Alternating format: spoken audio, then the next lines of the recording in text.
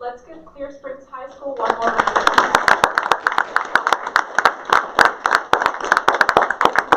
Thank you. You may have your seats. Now we take a moment to honor those who could not be here today, our fallen heroes. The Fallen Soldiers Table stands as a powerful reminder of the bravery, sacrifice, and the legacy of those who gave everything for our country. The white tablecloth symbolizes the purity of the service members' intentions. The red rose represents the bloodshed by the service members. The red ribbon illustrates the continued determination to account our missing service members. The inverted glass personifies the service members' inability to share a toast. The empty chair conveys the isolation of the missing service member. The lighted candle reflects the hope for the service member's return. The Bible exemplifies the strength gained through faith to sustain us. The slice of lemon reminds us of the bitter fate of the captured or the missing. And the pinch of salt signifies the tears of the missing, the fallen, and their families. Please join me in a moment of silence.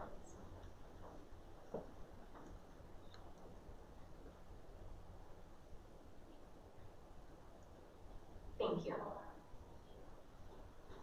Now, to officially welcome us, please help me bring to the stage someone whose dedication to our students and veterans is second to none.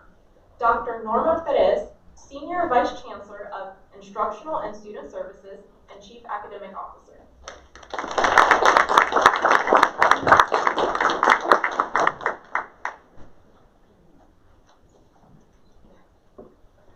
Thank you.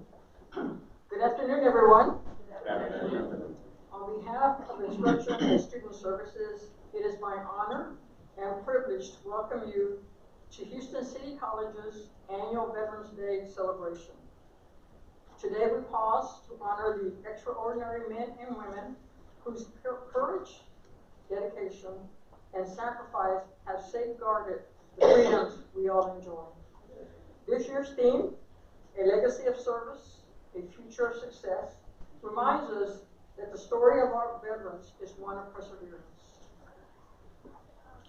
purpose, and impact.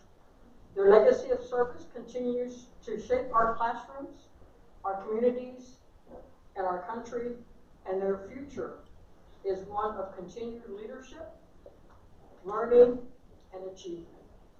Our mission is to support veterans to strengthen every day by the dedication of our faculty, staff, and students who work together to create an environment where servicemen or service members and their families feel valued, included, and inspired. Our faculty bring lessons of service and citizenship into the classrooms. Our staff go above and beyond to ensure students navigate college life successfully. And our students remind us that community is built through connection, compassion, and shared purpose. As we begin today's program, let us reflect with gratitude and pride. Let us honor those who have served, those who continue to serve, and those who made the ultimate sacrifice. Their courage lights our path forward, guiding us towards a future of opportunity, progress, and success. Thank you for joining us to celebrate our veterans, their legacy of service, and their future of success. Welcome and happy Veterans Day.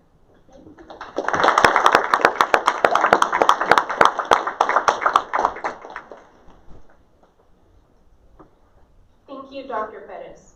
Now we welcome our Chancellor, Dr. Margaret Ford Fisher, a true leader whose commitment to excellence inspires all of us. In fact, I'm suddenly inspired to step up my suit game. Welcome, Chancellor.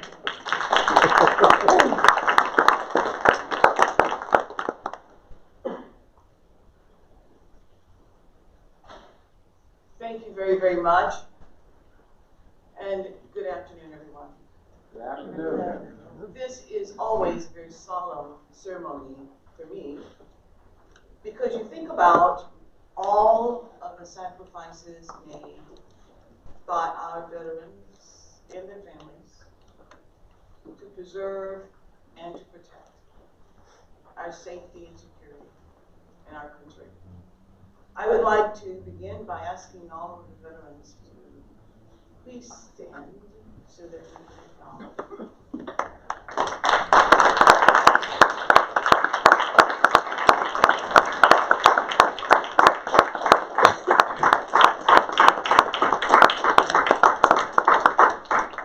I thank you all so very, very much for your service.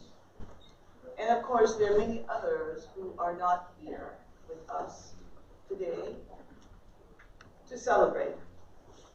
This is a very solemn occasion for me because as I reflect on all of the stories that I've heard over the years of the losses, and of course in my family, I had 5 brothers, 4 served in the military, 3 in the Army, 1 in the Air Force. And there were just so many stories they shared as they returned home about the friends, the comrades that they were able to fight alongside, and those that they lost. And so one of the things that I think is very, very clear is that for all of our veterans and the families, we want you to know that we really do appreciate you. So today, we observe Veterans Day and honor those among us, the students, faculty, and staff, who have served in our armed forces. Your presence enriches our college and reminds us of the values that strengthen our nation. We observe Veterans Day today. On tomorrow, the celebration as well. It is indeed historic that for Veterans Day, on November the 11th, it is celebrated on the 11th month, the 11th day, and the 11th hour, in recognition and celebration in 1918 of the end of World War I. And so we celebrate tomorrow as we observe today. This is a moment to reflect on the profound impact our veteran communities made on our country, our freedoms, and our way of life. Each veteran has a legacy of service shaped by duty, discipline, and, of course, sacrifice. Whether that meant serving in wartime or peacetime, in crisis or in quiet readiness. Our veterans exemplify the very best among us. By putting on the uniform, each veteran chose a calling greater than themselves. They stood ready to protect others, often at great personal risk and sacrifice. So at Houston City College, we, as I mentioned before, not only thank you, but we are very proud of you. We deeply value the skills, the leadership, and perspectives you bring to our institution. Your service has shaped your lives, and it continues to shape our college campuses, offices, classrooms, and communities. So to every veteran here today and to your families who sacrificed alongside you, we offer you our gratitude and, of course, our respect.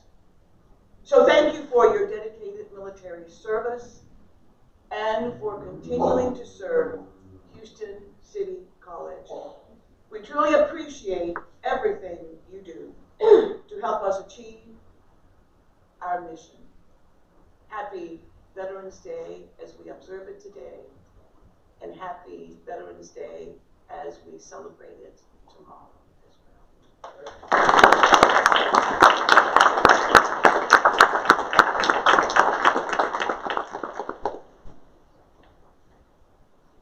Thank you, Chancellor Ford Fisher. Now to bring greetings from our HCC Board of Trustees, please welcome a trustee, Laulu Davies Yenneton.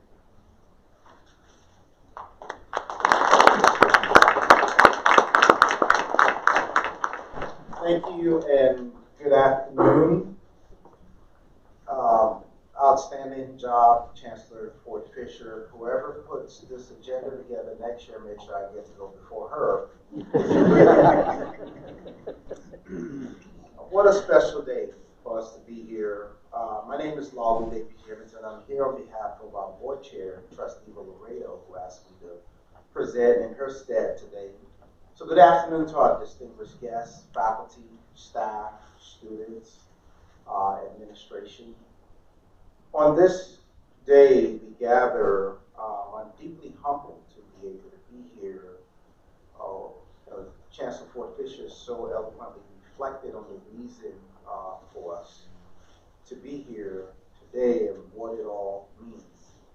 But for Houston City College, this is more than simply a ceremonial occasion. This isn't just a day on a calendar for us. It means something that we have an opportunity to acknowledge what this day means for our country, particularly given all that we're dealing with in these uncertain times. So on this day, we reflect on sacrifice, we honor commitment, and we reaffirm and cast our admiration to you for the spirit of altruism that you've each demonstrated. If you look at the dictionary definition of altruism, it's the selfless concern for the welfare of others, setting aside your very own personal concern. That means a lot. So for everyone who served, who's embraced that spirit of altruism, we thank you for that service. We thank you for your dedication to our country, for your dedication to protecting the freedoms that we enjoy, so much which feel under threat today: the freedom of assembly, the freedom of speech, the freedom of the press, freedom of religion, the freedom to not have belief, should you so choose. So thank you for that. The theme we embrace today, a legacy of service, a future of success, is near and dear to the central core that drives what we seek to do here every day at Houston City College.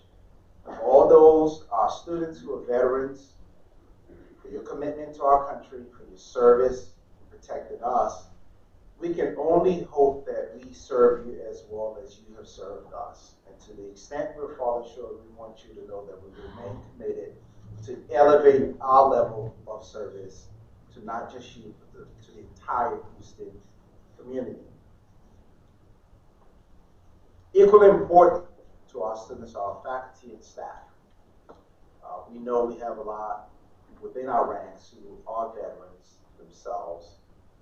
We thank you for your dedication to Houston City College, to the greater Houston community, to how you did not stop at the service that you performed while in uniform, but you've continued to serve our country in such meaningful ways. We thank you for that. We could not be more proud to have you as part of the ranks of HCC, for your professionalism, for helping us advance the mission of this great institution, and for helping us move our community forward. Veterans, their unwavering commitment to our veteran faculty and staff, their unwavering commitment to excellence in everything that we do, to inclusiveness, to promoting diversity, and to extending opportunity for so many students yet unborn. We thank you that through your collective effort, hard work, and heart, Houston City College remains a place where service is honored and success is made possible. As a trustee, I'm proud to serve with colleagues on the board of Houston City College. I want to reaffirm to you our unwavering commitment to supporting our veterans in every way that we can, through education, advocacy, and opportunity.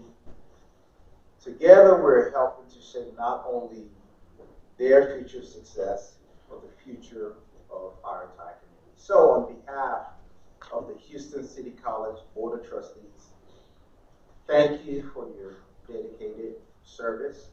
Thank you for your courage. Thank you for your altruism, your sacrifice. We honor you today and every day going forward. Thank you.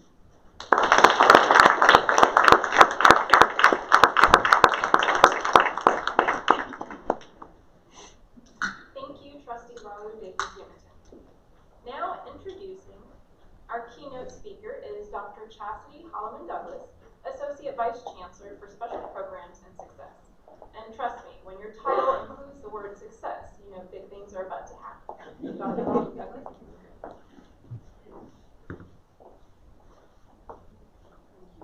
Good afternoon, everyone. I have the absolute honor and privilege of introducing this afternoon's speaker. Dr. Shante Hall is a U.S. Air Force Operation Iraqi Freedom, Operation Enduring Freedom veteran, lifelong advocate for the military community, and a dedicated leader in San Antonio. With deep roots in military culture, she understands the challenges of service, deployment, and transition. As Chief of Community Engagement of Port San Antonio, she fosters partnerships that support innovation, workforce development, and military-affiliated initiatives. Dr. Hall is also a professor at the University of Incarnate Word and co-founder, CEO of Centurion Military Alliance, a nonprofit focused on veteran transition.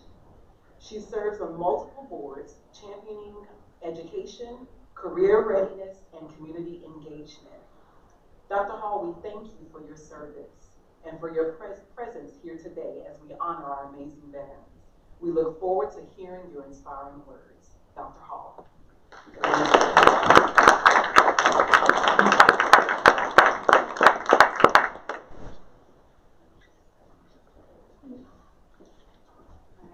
Good afternoon. Afternoon. So, wonderful room of veterans. If we could see percentages, because I was really inspired listening to everyone speak. They've already said mostly everything that we could ever say. So I want to look at percentages. How many of you actually joined the military because of a family member? All right, good show of hands. You know, we're down now to 32% of our American population now wants their children to join the military, those that are wearing their uniform. And so when we look at some of those statistics, it does cause us to want to pause and actually reflect on what's happening right now in our nation. So I truly appreciate the somberness of looking at Veterans Day and saying, where are we choosing to go as a nation? We have to sit here and pause together when we decide to come together and actually thank our veterans for their service. What does that look like? Thanking a veteran, it has to be more. It has to be the commitment that we witness with HCC and ensuring that their veterans are successful in their educational and academic pathways. We have to ensure that we're partnering with industry and looking at the industries that are out there right now and going, how are we aligning crosswalk pathways and success for the future? We have to remove a bias and we have to say the United States military is actually a career path. It's actually a business. It's actually what's making this country thrive. And if we don't start to remove some of our very own bias that we now have as a nation, we're not going to succeed. And so today, as we look at prayerfully the government reopening, it is a somber time.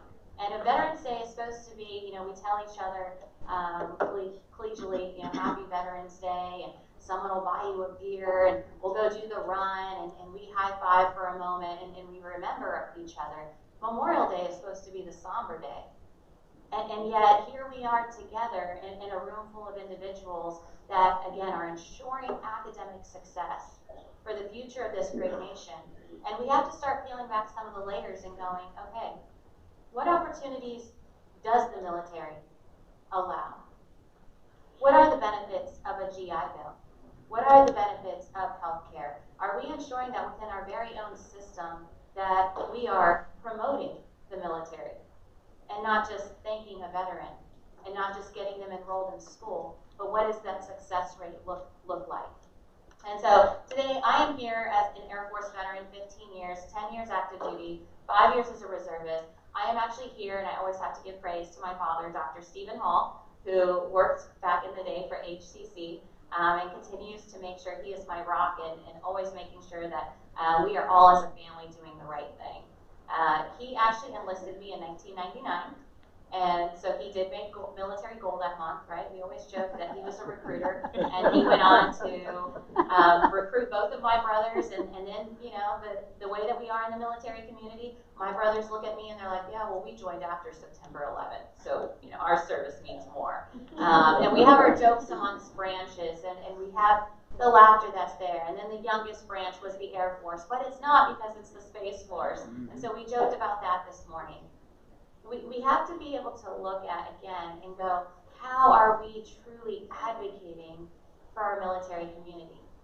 Their families. I recently was at the Air Force Association, and the Air Force Association said national security starts at home.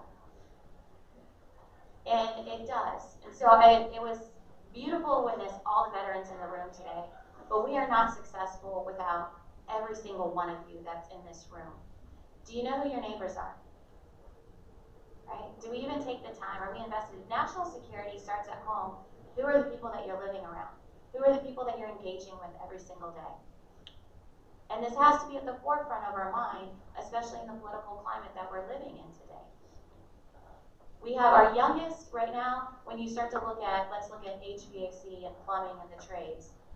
Our oldest age, right, the youngest age of our plumbers right now, 45 years old. 45 years old. That's national security.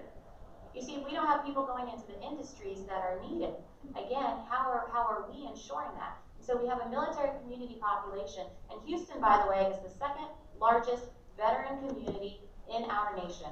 Who did not know that? And yet, ironically, to those veterans in the room that go to veterans events, do you meet new veterans when you go to those events? No.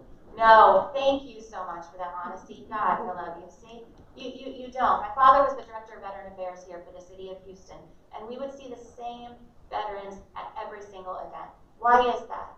How are we, again, as a community, showcasing the positive stories of those of us that are out there choosing to crush it? And so someone mentioned that I was the chief of community engagement for Fort San Antonio. I'm very proud of that story because, you see, in a world right now where we're trying to just dodge these things, right? We're pivoting and we're moving.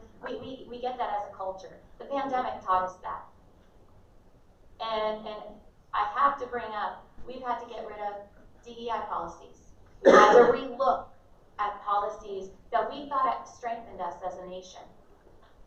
What strengthens us as a nation is making sure that we're supporting our military community.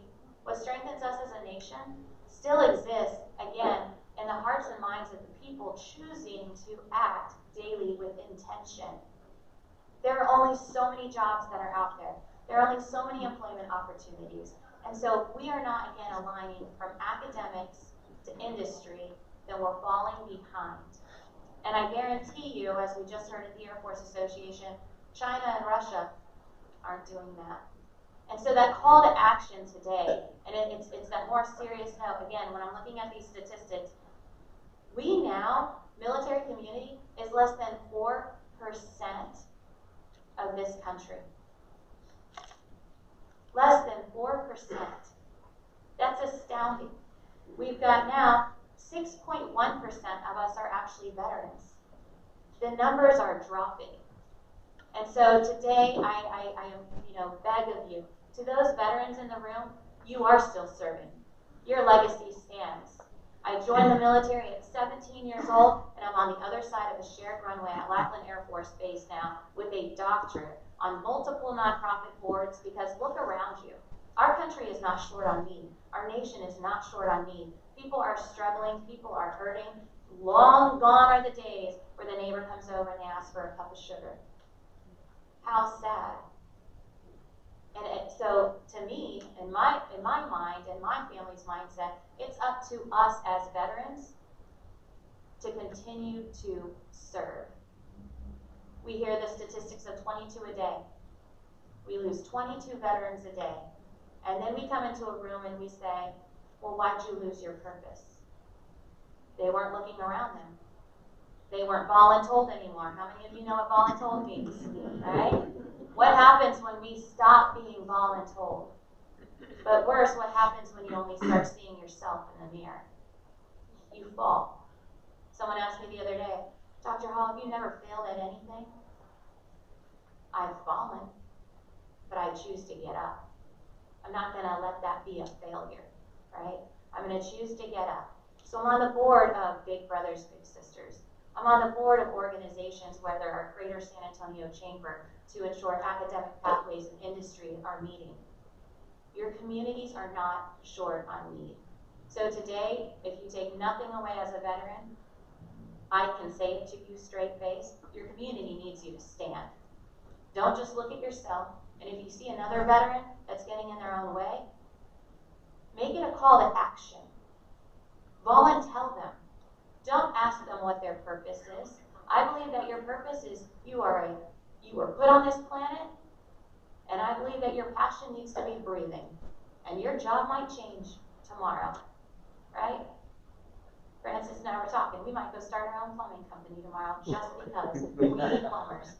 You can imagine our face on the back of that truck, right? We crush it.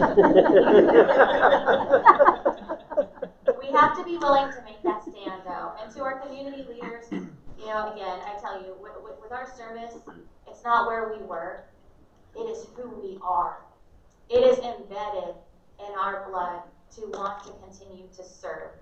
And so when you ask us to come from San Antonio to Houston, I'm beyond honored, and I'm grateful to be here.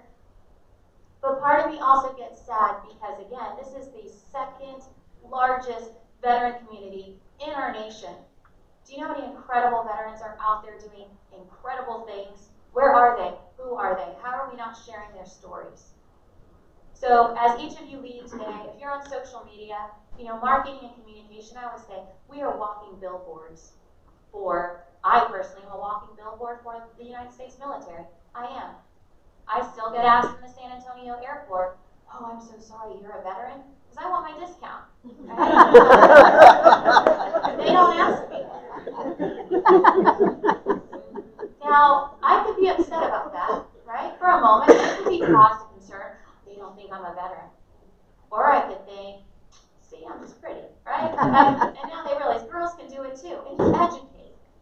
There are biases that are out there. How do we rise above a bias? By acknowledging it and continuing to just push through. And I can't stress enough the importance and the power of education. At the end of the day, I know who I am because I know the level of education that I have. I know the jobs that are out there for that level of education, and you're not going to find me in a position of weakness. You're going to find me understanding and in a position of strength to where whatever's thrown at you, you've got to be willing to flex, to pivot. That is the strength of our veterans. Those are the stories we need to showcase. And if you're on social media, remember, you're walking billboards for the United States military, and we are facing a national security crisis, and we need to get louder, stronger, together as a community, work together, and share these stories. So from the bottom of my heart, thank you for bringing me back from San Antonio, Texas. It was great to feel like I was home for a while. My father, again, was always so proud of the city of Houston for being the second largest vet population in our nation. And I will leave you with this. He said the only reason why Houston is 2 is because LA is full of it because they have a military installation, and so we don't. So be very, very proud, again, of our city, and thank you, HCC, for everything that you continue to do to provide academic pathways for success. Thank you.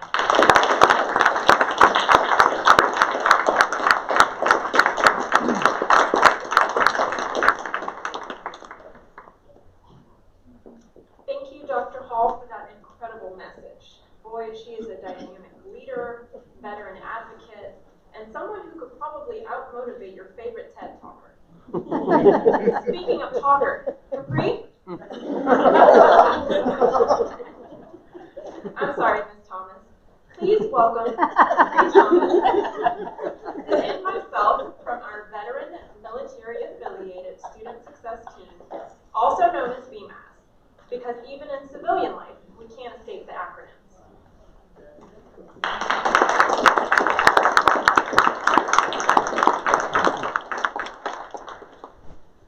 So this is a time where we recognize our student veterans of their great service in the classroom, in the community. So we have some awards, and I want to invite Robbie up. He's the Director of Entrepreneurship. We have some awards we want to give to a few people. And so I'm going to let you go ahead and get started, Robbie, and then it's for you.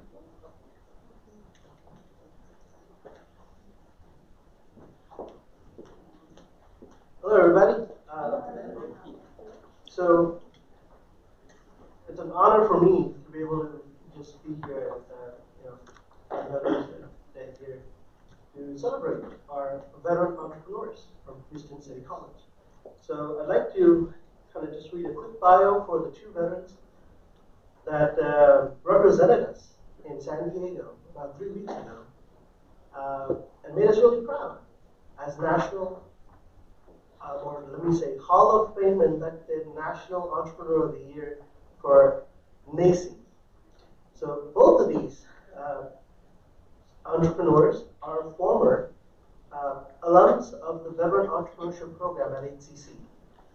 If your schedule allows, later today, we will have our 2025 Veterans Pitch Competition right here, around 1 o'clock. So if your time allows, we'd love for you to support the current cohort. But these 2 were graduates from 2023 and 2024. So I'll go with 2023 first. So our 2023 first place winner of the Veterans Entrepreneurship Competition was Pamela Fleming. The founder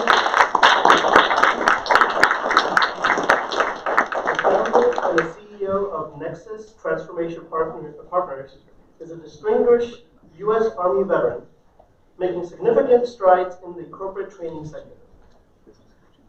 She is a veteran, minority, and women-owned change leadership consultancy. I call her the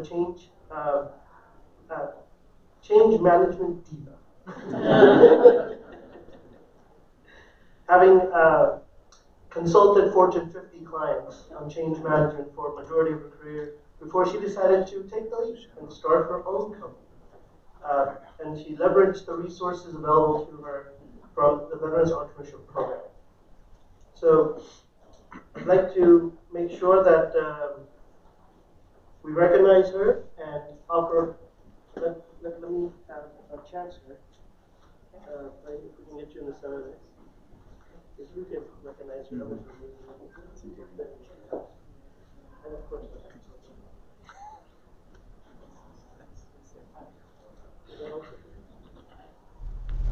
so to do the honors, we're requesting Dr. Perez and Dr. Ford Fisher to recognize Pamela Fleming for her achievement and representing us at Houston City College as well as Houston, Texas. Thank you, Pamela.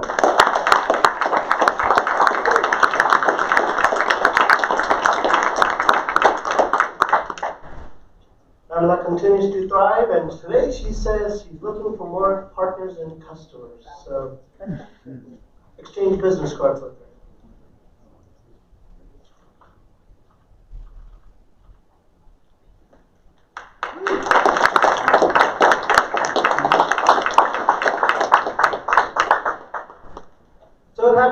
2024, our first place winner, comes right here in town selling flowers. That is Brian Coronado. He is your flower ambassador.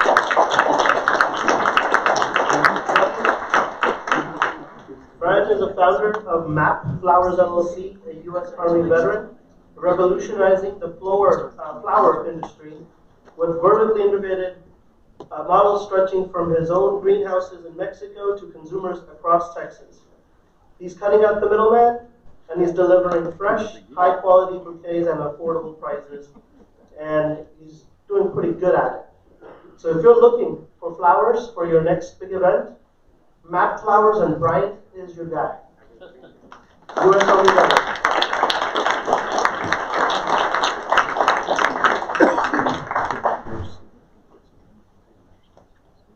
We really do want to thank you both, because you guys have done exactly what Dr. Hall just shared. You're out there crushing it. And we really enjoy seeing you be successful in this journey.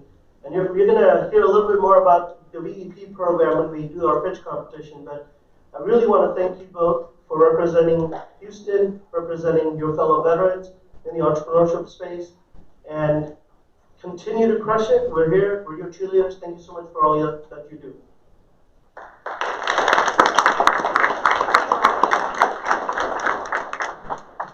So again, my name is Courtney Godot, and I'm the coordinator for the VMAS office here. And I would like to recognize a very special person on my team. Rochelle Bailey, a proud U.S. Navy veteran who was born in Shreveport, Louisiana, attended school in Oklahoma, and later relocated to Houston, Texas during the COVID-19 pandemic. After graduating, she enlisted in the United States Navy, where she honorably served from July 2009 to July 2017 as an interior communications electrician. Please welcome Rochelle.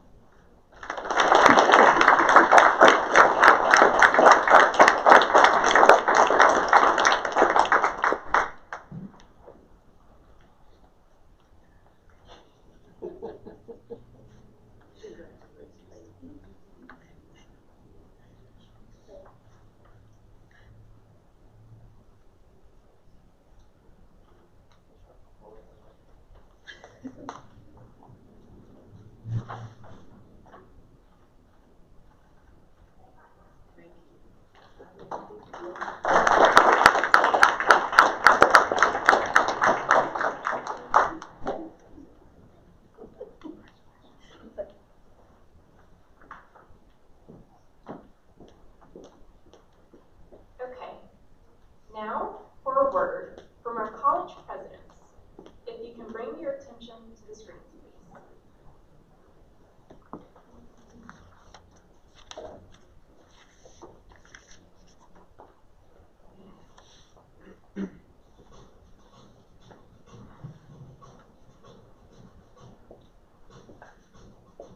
Members of the Northeast College community, I am Dr. Betty Fortune, President of the Northeast College. On this Veterans Day, I would like to extend my heartfelt gratitude to the members of our community who have served in the armed forces, to our students, faculty, and staff who are veterans. Your courage, your dedication, and sacrifice resonate deeply with us.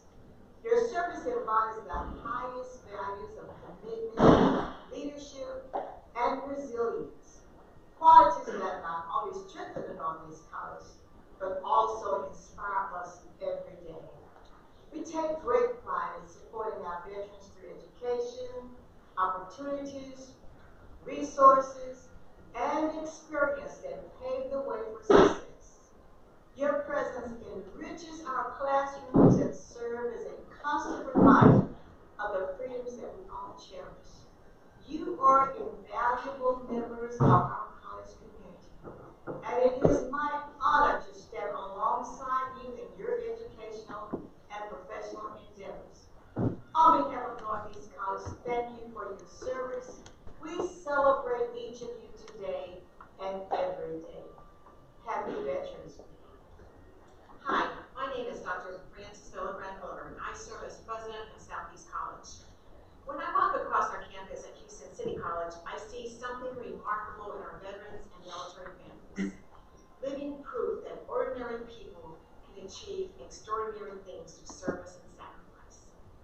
The values of my father brought home from World War II, courage, integrity, and unwavering purpose, continue to shape my life. These same principles I witness daily as a Marine Corps spouse, standing alongside someone who answered America's call to serve. To our veterans, you carried the weight of our nation's defense on your shoulders. The discipline, leadership, and resilience you developed weren't left behind when you hung up your uniform. They're now your superpowers in civilian life. To our military spouses, children, and families, your service may not have come with a uniform, but make no mistake, your sacrifice and support have been just as vital to our nation's strength. The resilience you've been through the deployments, moves, and constant adaptation is a force that will carry you through any challenge life brings. At Houston City College, we see you. We honor not just your past service, but the incredible potential you bring to our classrooms and our community today. When times get tough, when exams loom large or obstacles appear in your path, remember this. You come from a tradition of overcoming impossible odds. You belong to a legacy of turning challenges into triumphs. For our new students, your next mission awaits. Your next victory is on the horizon. And just as you stood for America, Houston City College now stands for you. The same strength that carried you through service will now propel you toward your dreams. This is your time to rise. This is your moment to shine. And we are so honored to be part of your journey. Thank you for your service, past, present, and future. Semper Fi. To our veteran students and employees, I would like to take a moment to recognize and honor your service to our country. You answered the call to protect the freedoms and rights we all enjoy, and your courage and sacrifice will never be forgotten. Today, you continue to lead, whether it's by pursuing your education and starting a new chapter, or by serving our students and community through your work at the college. Your dedication, resilience, and servitude enriches our campuses and inspires those around you. You are deeply appreciated and respected, and valued not just today, but every day. Just as you were there for us, we at Coleman want to be there for you. Never hesitate to reach out when you need any form of support. Thank you for your service to our country and college, and happy Veterans Day from HCC Coleman. Hello, my name is Dr. Butch Harrod, and I'm the president of HCC Central College. I am the son of a 30-year veteran in the United States Army who served in the combat unit during World War II. I'm also the nephew of 3 other veterans of foreign wars, and each of them had a strong influence helping me to be the person that I am today. I'm deeply grateful to them for the positive influence they had on my life, but also on the lives of others that they enriched. As our nation celebrates Veterans Day, I want to express my thanks to our students, faculty, staff, and alumni who have served their country in the past or who are currently still serving in uniform. I want to recognize and thank each of you for your service and sacrifice in defending the ideals and beliefs of our nation. Today and every day, we are honored that our student veterans have chosen HCC as a place to continue serving, to continue growing, and of course as a place to continue learning. Your presence on our campuses and in our programs enriches our community of learners and adds immeasurable value to our work and purpose, whether you realize it or not. You bring a wealth of knowledge, perspectives, and real-world experiences to our workplace and to our classrooms.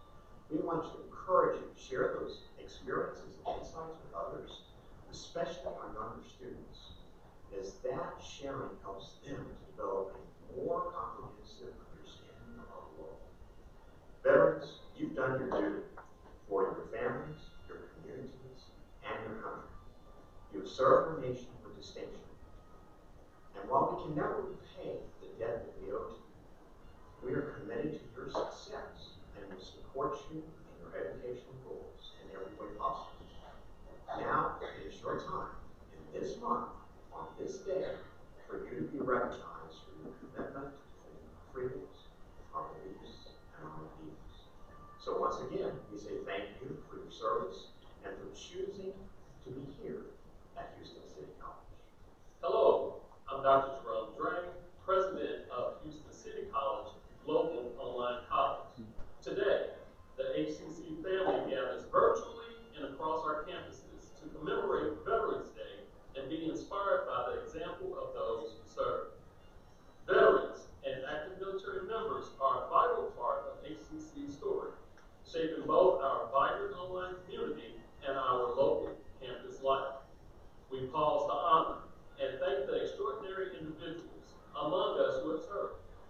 serving in the United States Armed Forces. We honor our veterans for their courage to stand for the ideals of our great nation, the discipline required to serve, and the example of leadership that continues long after their military duty is done. To our veterans, your presence at HCC is not just valued, it is essential. Our institution is richer because of the experiences you bring in our classrooms, offices, and organizations. You have our heartfelt gratitude and our deepest respect. On behalf of everyone at HCC Global Online College, we thank you for your service and for believing that learning, like service, can help shape a better future for us all. Zachary Hodges, President of Houston City College Northwest, or Westside campuses of Houston City College, and also a U.S. Army veteran. I want to congratulate you on your decision to be a student at HCC, or maybe you're a prospective student. What I would want to tell you is you're in the right place. Whether you're planning on getting a job after training, or transferring into a university, or getting your bachelor's degree from HCC, whatever that decision is, we're here to help you and support you. Take advantage of the services we have to offer. We want you to be successful, and thank you for your service. Hello, I am Mike Webster, President of Houston City College Southwest, and I am humbled and honored to wish all of our veterans a happy Veterans Day. Whatever your family looks like, I am certain that all of us can drop forth in our mind a family member that served or has served. For me, this is siblings, in-laws, parents, and grandparents. Active military and veterans are not a small sector of our population that we only think of twice a year. They are our fathers and our mothers, brothers and sisters, sons and daughters, and grandparents. As part of our family, veterans play a vital role in our lives, in the lives of our communities, and in our nation. In our community, the city of Houston proudly serves as home to the largest veteran population in Texas, and the second largest population in the U.S. Thus, these are all of our family members. Not only did our veterans serve the country in the many occupations that keep our military strong, but in Houston, our veterans served in new capacities in the many sectors of the industry that drive Houston's economy. From cybersecurity to healthcare to energy, in all facets, our veterans drive this economy. Today, I am grateful for the service of all of you, our family members, have given for this country and for Houston. As we think of the many moving parts, changing dynamics, and opposing narratives occurring in our country right now, it is good to be reminded that none of this happens without our military. For this, I am personally grateful, knowing that it is those that served, have served, that keep America the greatest nation in the world. Thank you to all our veterans for your service and dedication to our country. Houston is better for it, Texas is better for it, and the U.S. is better for it. Thank you.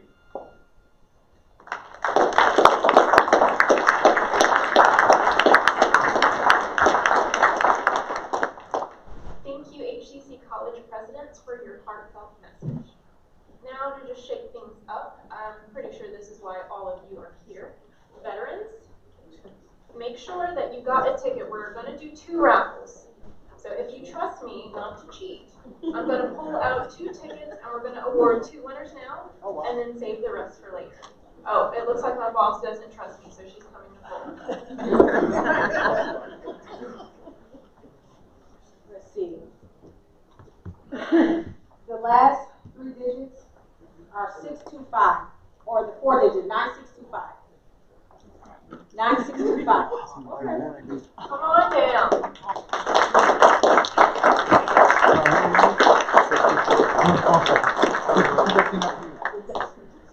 Okay, and the second one, the last one, I know we're pressed for time. 9641.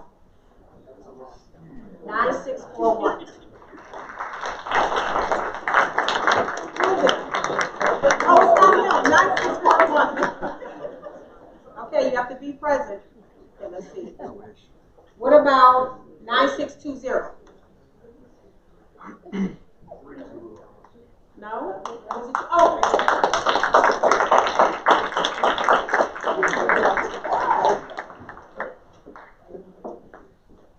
All right, and And now for a special recognition led by Kenneth Hernandez, Faculty of Business Management and Real Estate.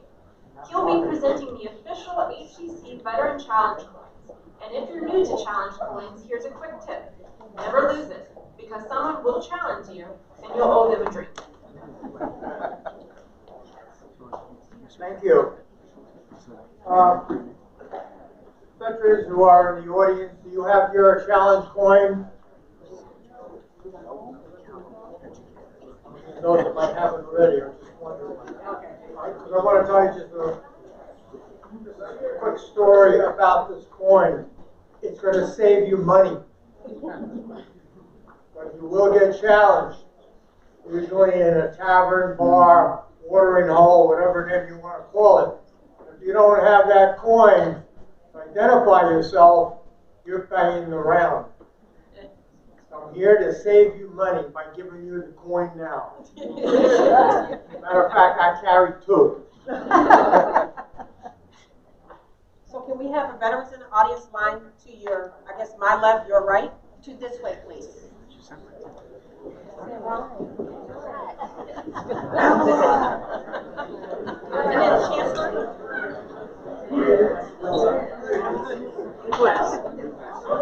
I am. Watch outside.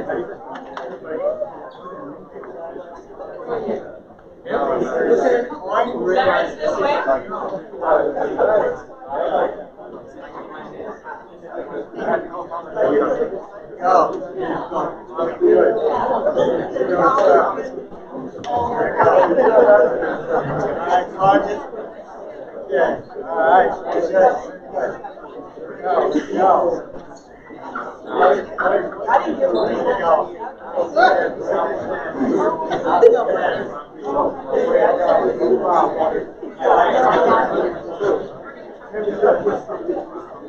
Chambers got to be real. There you go.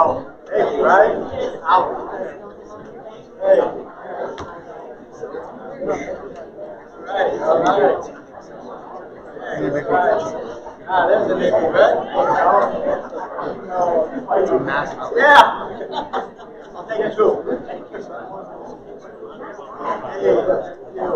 All right. I'd like to introduce you. Hey, sir. How you doing, sir? Man, you got a hell of fun.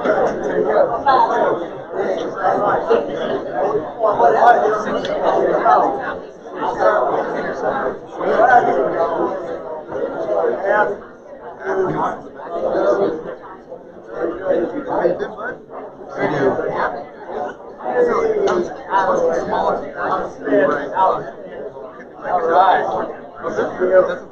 All right. That's a round two.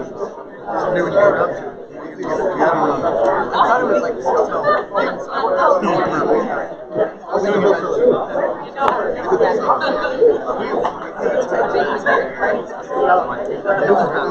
We're talking about this. You know, instead of broken out right outside, I know where I heard. Yeah, we sat with my talk. Yeah. No, that was nice. Vision for all 10 years. Yeah, no, we'll get that time where we're still using it. For most of we do 2 different things. For bouquets, it's going to take another 2 So, anyways, you get one for dates. Don't like it. We're out of you've got 4 years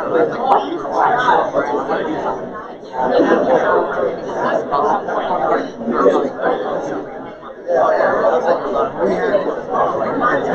And she's Dr. Hall. It's the same. There's 2. Where are they going? What do they do? It's so big that the commander wanted to come down from Florida and meet us. He wants to know there's 90 veterans on board.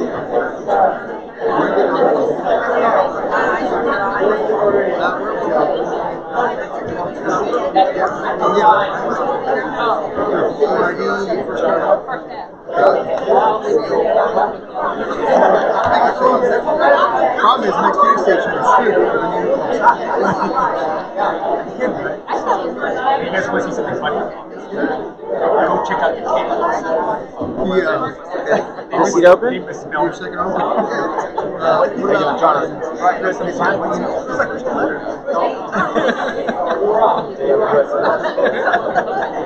Hello. Good. Johnny Campos. Hey. Good to see you again. What's your name? She's in charge of HCC. Oh, okay. Basically. Now it's time for a little roll call. Air Force, where you at? We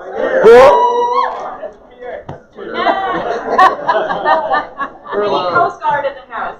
There's always one. Alright, Navy, stand up. Is it too soon for Space Force? Yeah, a little bit. We'll come back next year. Alright, and let's give it up for the Army.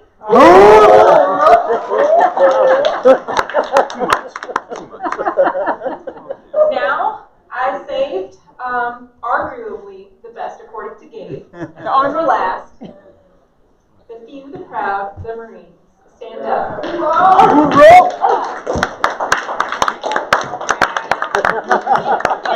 biggest birthdays in the military family. The 250th birthday of the United States Marine Corps. Here is Gabe. Hey, how you guys doing? One Marine to the next, happy birthday. For those that stood up, can I get you to stand again? I actually need your help with the cake cutting ceremony. So, out of all these Marines here, it's not that many of us, do we have one that is 70 to 90? No? What about 60 to 70? All right, so he will be our oldest Marine. So Becky, come up here, sir. Now. Sir, can we see your license? You do not. But we believe you. All right. And then now this will be amongst the students. I'm looking for the oldest student. I am alumni of HCC. I'm 39. So it looks like we have maybe 2 students back there. That's actually a good Marine right there, Mr. Alfredo. How old are you? 26. Sounds like he might be our youngest Marine.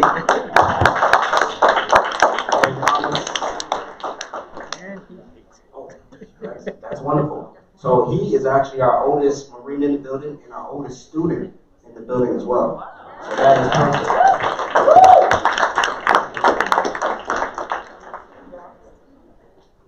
All right, I'm going to pass the mic back now to Courtney.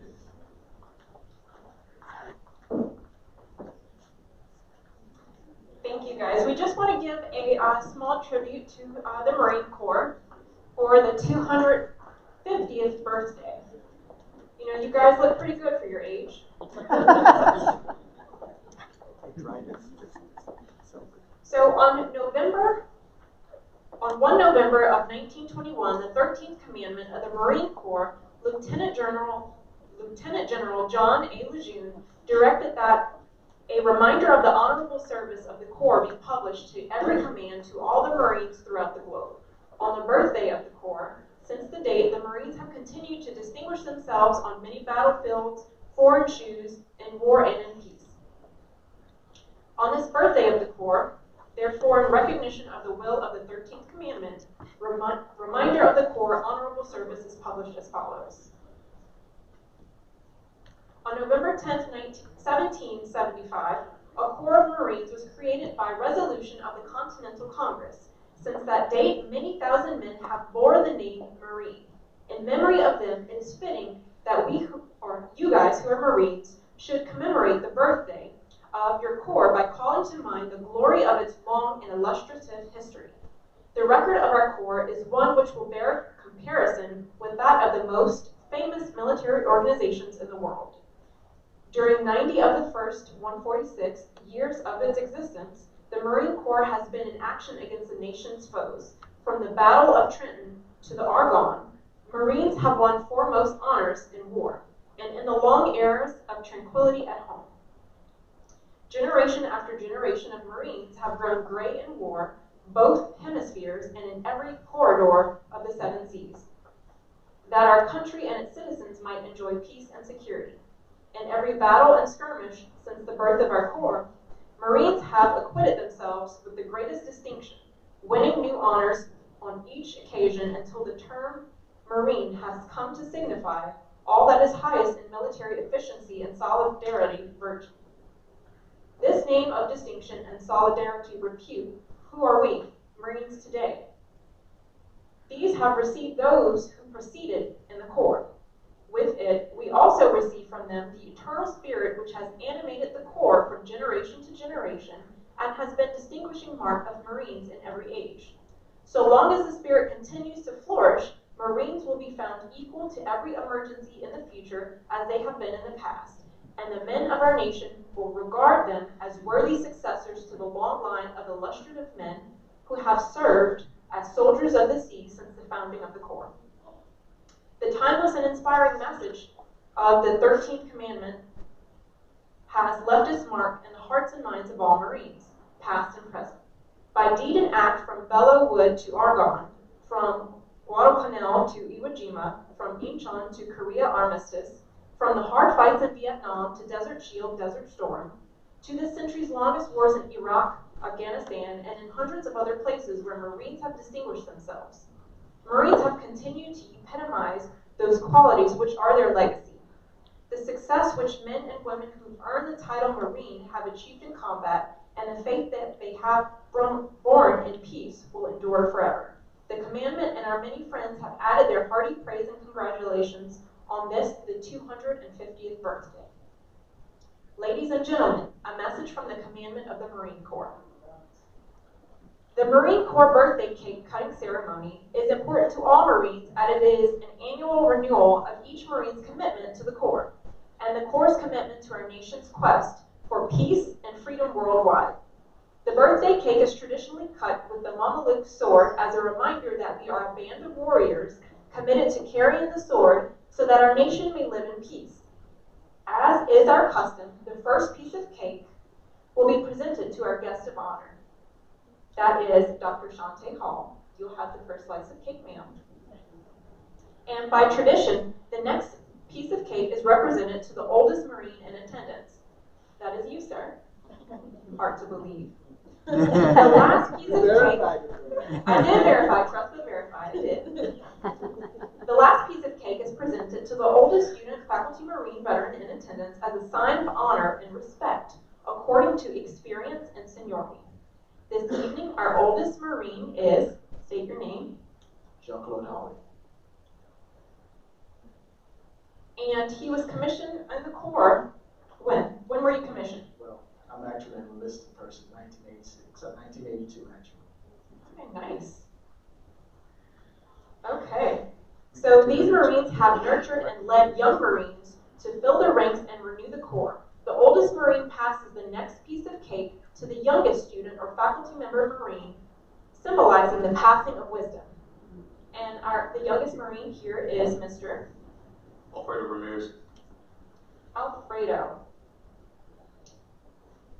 These will carry on the Marine Corps traditions in the future. This evening, the youngest Marine, Alfredo Ramirez, will have the second slice of cake. Ladies and gentlemen, please rise for the departure of the official party, which will be followed.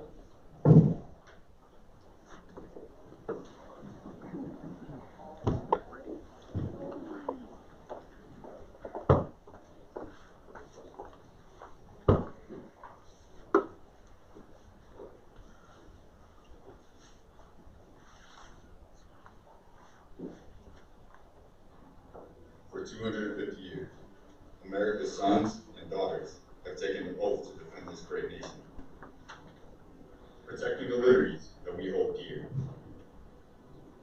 Always ready when the nation is least ready. From the sands of Iwo Jima to the mountains of Afghanistan, Marines have answered the call in any time and place. This year, the Marine Corps celebrates 2.5 centuries of relentless devotion to defeating those who would challenge the freedom we cherish. We also honor those who have paved the way and inspire future generations to earn the Eagle, Globe, and Anchor. On November 10, 2025, the Marine Corps will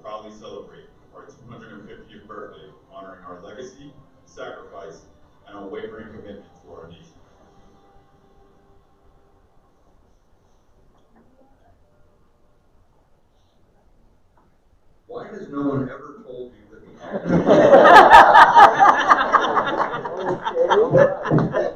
I needed that.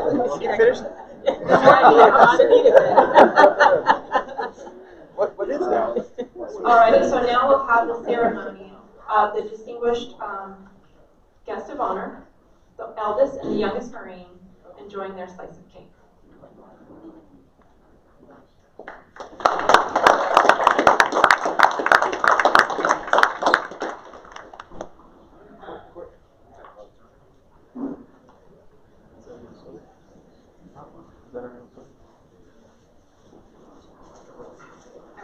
We promise we will share the cake with all of you guys, but before we close, we wanted to invite Dr. Alcorta to the podium to thank our veterans and supporters for being here.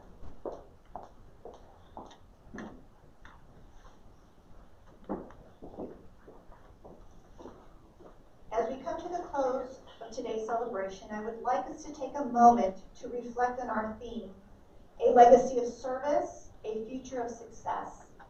Today we honor those whose service has shaped our nation and strengthened our communities. Their courage, discipline, and commitment remind us of the values that unite us with sacrifice, honor, and resilience. But this day is not only about the past, it's also about the future. At Houston City College, our veterans continue to serve in various capacities as students, leaders, and role models. We are proud to walk beside them as they turn their service into success. To all our veterans, thank you. Thank you for your service, leadership, and the inspiration you bring to our college community. As we leave today, let's carry forward this spirit of gratitude, not just on Veterans Day, but every day. Together we celebrate the legacy of service and look ahead to a future of success. Thank you and enjoy the rest of this special day. Thank you.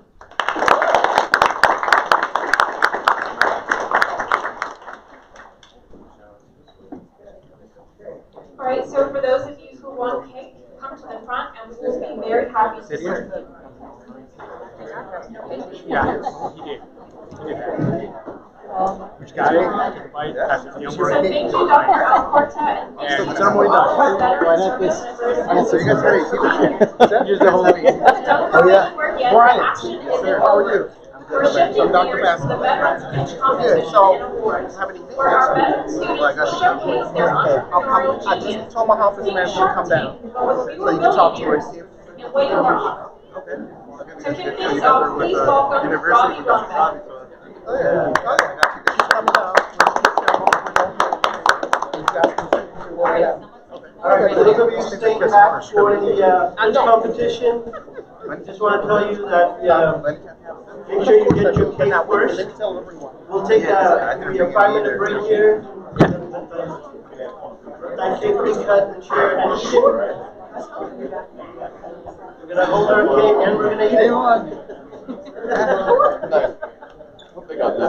I really appreciate it. And you said it correctly. You want to take a seat? Oh, sure. Sure.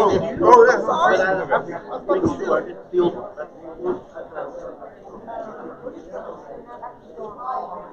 Yeah. There's a link here. I go to the thing that everybody will see this. There is a link on it. Will you be shape right there? Oh yeah, yeah. You're really big in the gym. You're really big into the gym. I've kind of slept away from the chamber, but I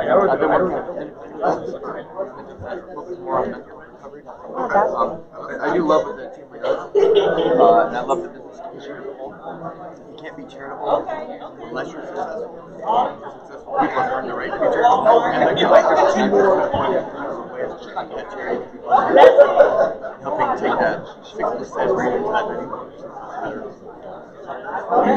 That's true. You can't help but really helping. A lot of people out there with good hearts for no resources. The pasta's really good. Yeah, there's nothing they can do. I mean, or they try and get what they have, and then they're in zero, and then they can't get out of it. And then you have to lean on the same resources they provided. It's not a wise way to go about it. At the same time,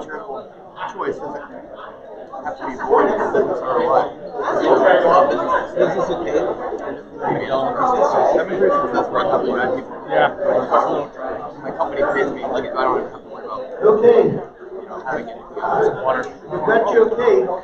Can you give me one? Yeah, please.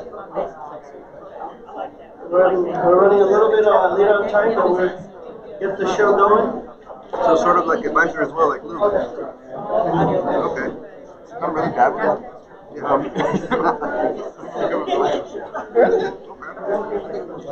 that's good knowing what your strengths are. My wife manages our money. That's like really good.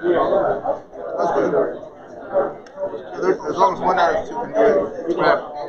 I'll just laugh about this. You are so lucky you married a Jewish woman.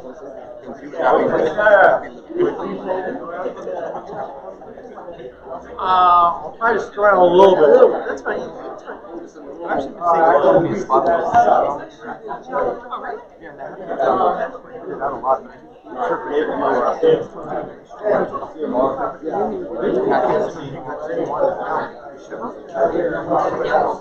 So we've been working, I've been working a lot with Shell. Starting to get into conversations with Microsoft and energy to help fuel things like here. Are you still active?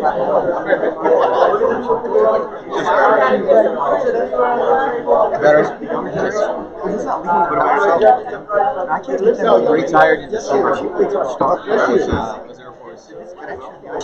All right, folks, so you're participants of the Veterans Pitch Competition. You can move over to this table, and that way everybody's facing the slideshow. If you're a judge, you have the option of either this table or the second table there, all different tables. And I'll give our judges some mics.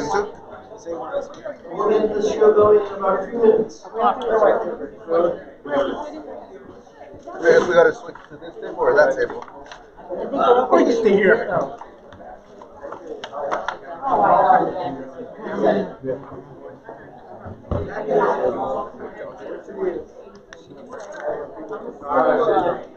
Judges on the front, participants in the center. Judges on either one. Judges on either one. Participants in the center. Whatever's easier. Practice.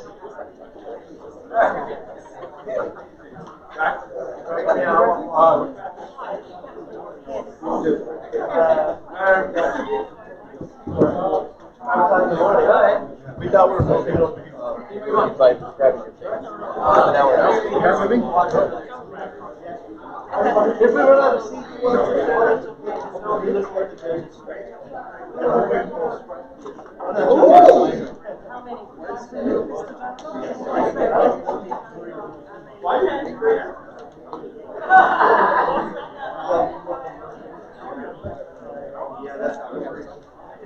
I'm good. You know what? You got some.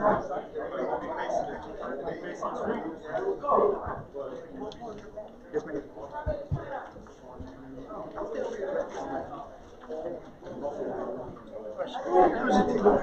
I keep getting them out. Me and me kept still.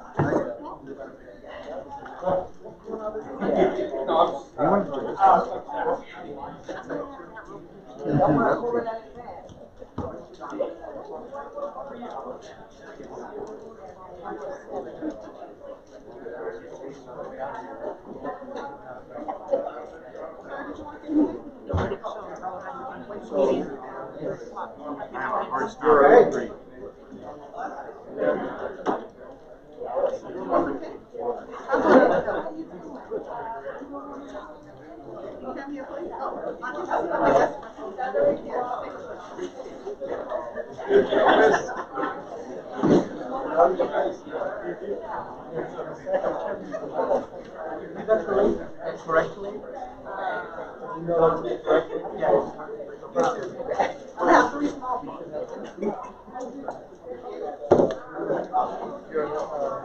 Yeah, that's correct.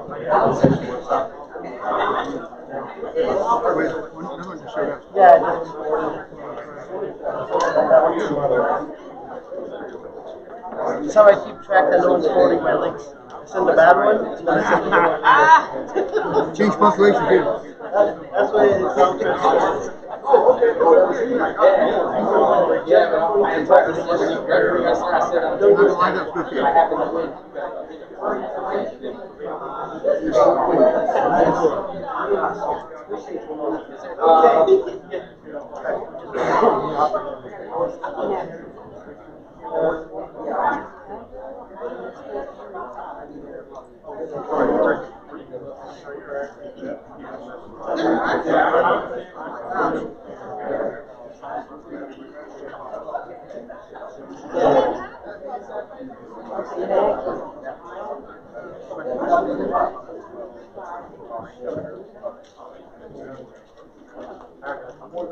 All right, everybody, thanks for sticking around. If you're going to be here for the pitch competition, I'll request that you sit down right here. Our participants are in the front, our judges are on the side.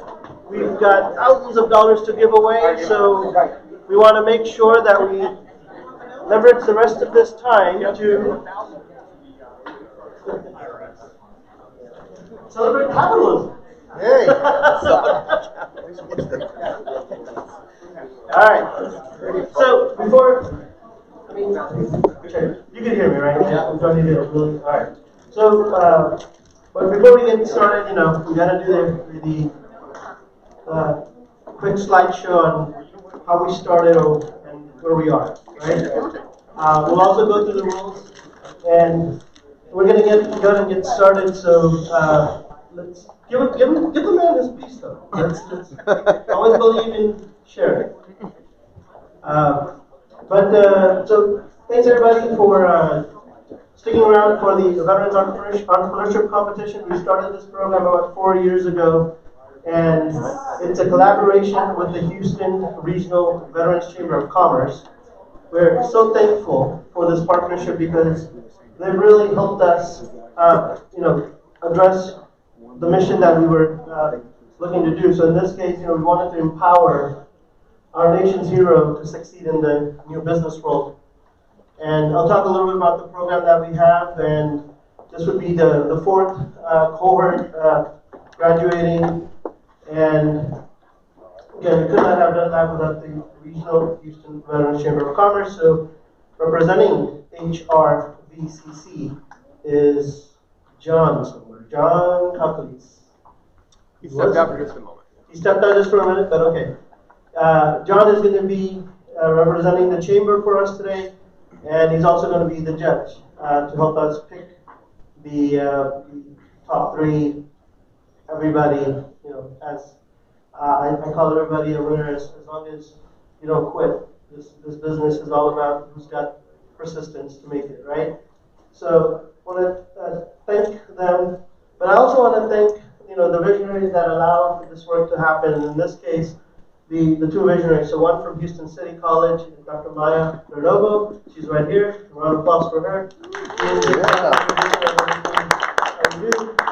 And also Dave Weaver. A lot of you know him. He is the founder and president of the Houston Regional Veterans Chamber of Commerce. Dave, unfortunately, is not able to be here, but he sends his best, and he wants to work with every one of you. You're going to find out that all of you will have access to the chamber right after this event. So Dave and Maya, thank you so much for allowing us to do this good work. We really are passionate about this work, and it really has driven some great impact. And I'm so thankful that both Bryant and Pamela, being former alums of the program, are here to support you guys, the next generation. So I also want to say thank you to the action team. So some of us sitting in the back there, right there, Mr. Robert Glover. Everybody, he's helping us make sure that get things done. He has a very nice way of saying that, which I'm going to not say. Thank you very much. Yeah, the way he says it, it sounds better, by the way. But we get things done. Appreciate him, and then also John. He's back. John, thank you so much for representing the chamber. My pleasure. And we're the action team. We want to make sure we get things done. Okay, so quick thank yous. And by the way, my name is My name doesn't matter, but my name's Ravi Brahmat. I'm the Director for Student Innovation Entrepreneurship at HCC. And I get to do this fun work. I mean, literally, this is, you can't make this stuff up. I have the privilege of having to write my own job description at one point in this career, so I really am thankful for the opportunity. We'll also, share thanks to our key partners, both from the SBA and SCORE, Mark Winchester and Jada Harris, who help us with this process, either by providing us mentors from SCORE to sit into our classes, or help us get the word out, or share our veteran success stories into the economy or into the community, the business community. So we really are thankful for them, and they have been supporters, but we also want to show all the logos of all the organizations that support this effort of celebrating veteran entrepreneurs, right? So there's a lot of logos on there. I'm gonna just, let you take a picture and let Google Gemini tell you what is what. But I will tell you that all of them matter. All of them have been part of the journey. And I'll give a little history of this journey or the program. But everyone has a place in that journey. I don't know if Dr. Hall still hanging around, but it was her father, Dr. Stephen Hall, who started the journey for me by actually giving me a challenge point in his office down there to say, hey, a lot of veterans come out here into the Houston region. That was almost 6 years ago, or 5 years ago. And he made this comment that, hey, what can we do to support those that want to start and grow their businesses? And he reached out to Maya, and asked me to serve on a committee that he was working on. And we came up with this model. We said, hey, Dr. Hall, let's give them practical skills. It's technology, it's the sexy thing. Everybody's curious, they'll show up. We'll bring them by the hundreds, and then we'll try to weed out the ones who are not ready yet, but then we'll teach them business skills. We'll offer them some sort of business skills. At the time, we had the Small Business Success Series. We said we'll put them in that program, and we started to offer them business skills. A third stage is then, once you've got the digital skills down, once you've got the business skills down, what do we need next? So then we said, well, they could continue higher education, continue educating themselves. Let's have a panel. What's available? What's current? And then there's also what's available in the business community. So we offer 2 panels, or just offering information from U of H, St. Thomas, every school possible, plus Texas Veterans Commission, SBA, SCORE. What do they offer for veterans that are ready to get started? But then this idea of, hey, you know what, if they're really ready, can we also just, Shark Tank was famous, was getting popular, and we were like, hey, can we do a Shark Tank type of a competition? And hence, you're here today, because that's our stage 3, our community launchpad. How do we, those who are ready for some funding or some next customer, how do we help them beyond just telling them get more education or go more, find more resources? Could we provide some resources? And hence our stage 3. So this season, this 2025, we kicked it off. We've got digital skills with Verizon.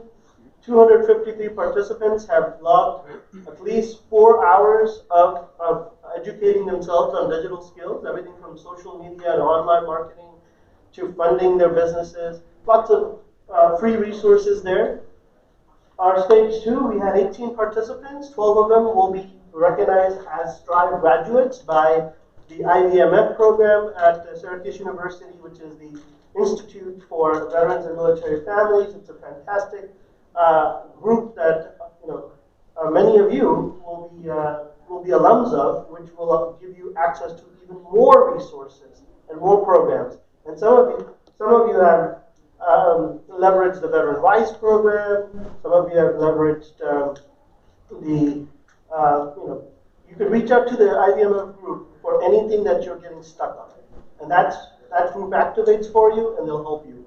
I've had, I had a problem where I couldn't take a veteran at a conference because, I couldn't get the institutions to cover the cost. They've stepped in and said, we'll take care of it. We'll get it routed somewhere. We'll pay for that trip to get them there.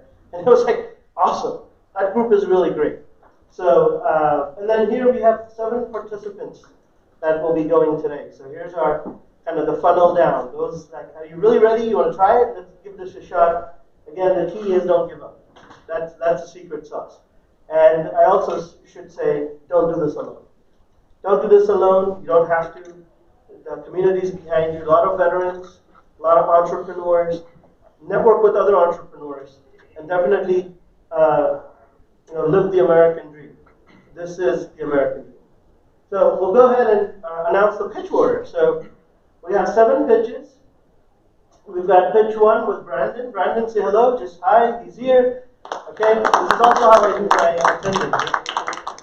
Pitch 2 is going to be done by Jonathan. Jonathan, hello. He's here. Okay. Pitch 3 by Henry. Henry's right there. Everybody. Pitch 4 by Stefan. Sir? Not here? Going once, going twice? I thought you were Stefan. Did I get the wrong name? Going once? Who? Stefan? No. Who's Honor Home Management? Pitch 4. He's not here. He's not here, right? All right, well, we may skip him. And judges, just don't rate him. Pitch 5 is with Kwame. There he is, Kwame. Never confused him for a second. Pitch 6 is Shalanda. There she is. And last but not least, we have Sabrina. All right, so now that we have our order, if you want to take a picture of that, I'll probably need your help to say, who's next? But I think I have it. Let me go back if you're still taking a picture. Do you still need it? But you guys kind of know your order now, right? It's been emailed to you. You've seen it. All right. For the public, this is what we're going to be evaluating. The judges have a link that's special for them. They click on the link.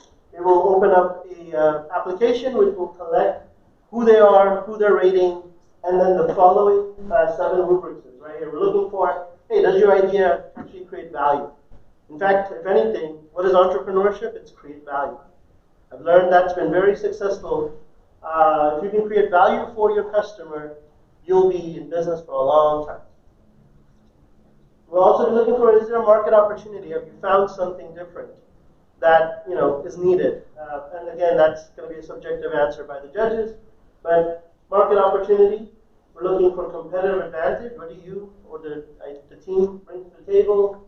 Looking for operational and technical viability. Is this something that's easy to implement or hard? And does the team have it?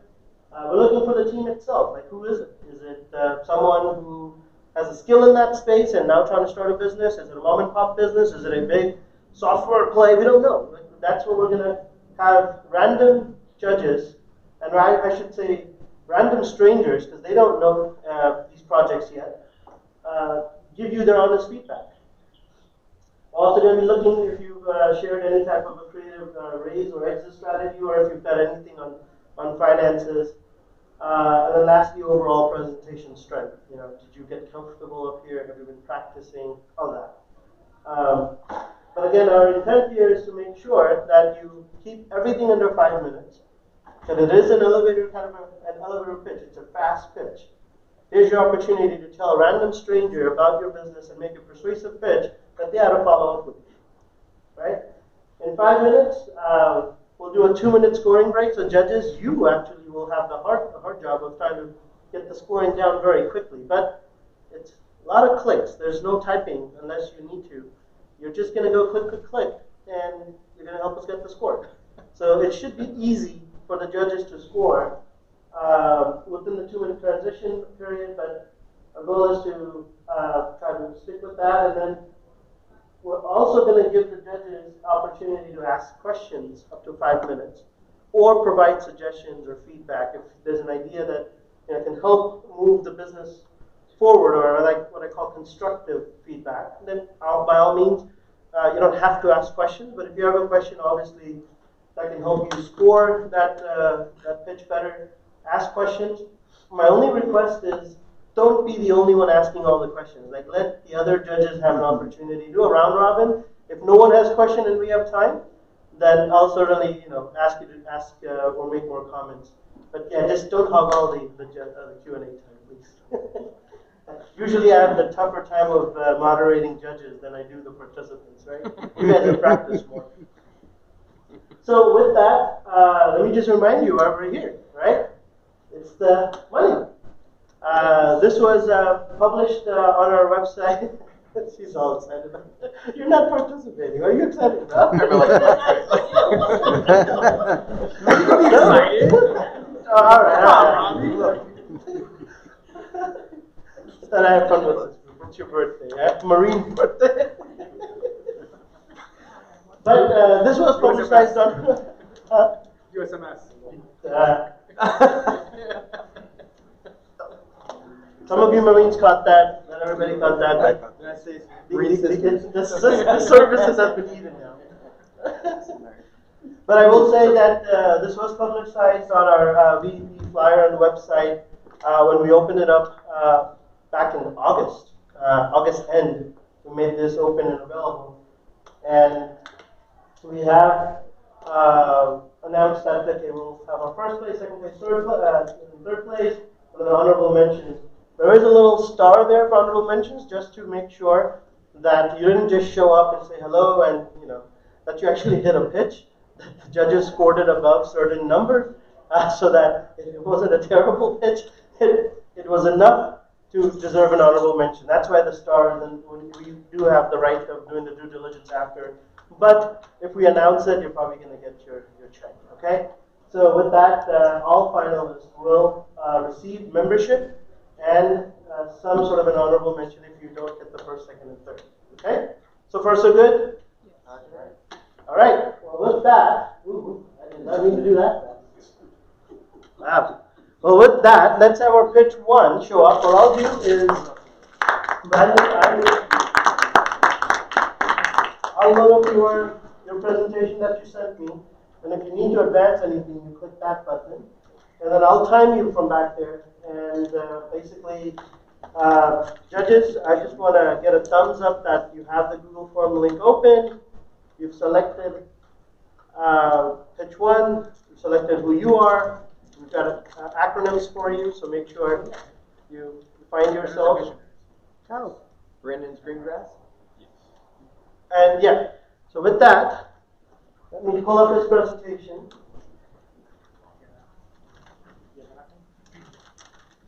So either lawn service or heaven. Excited.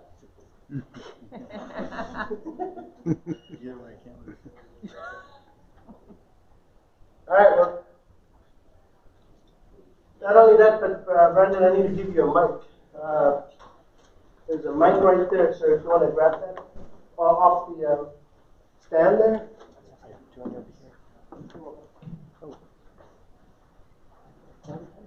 Yeah, please.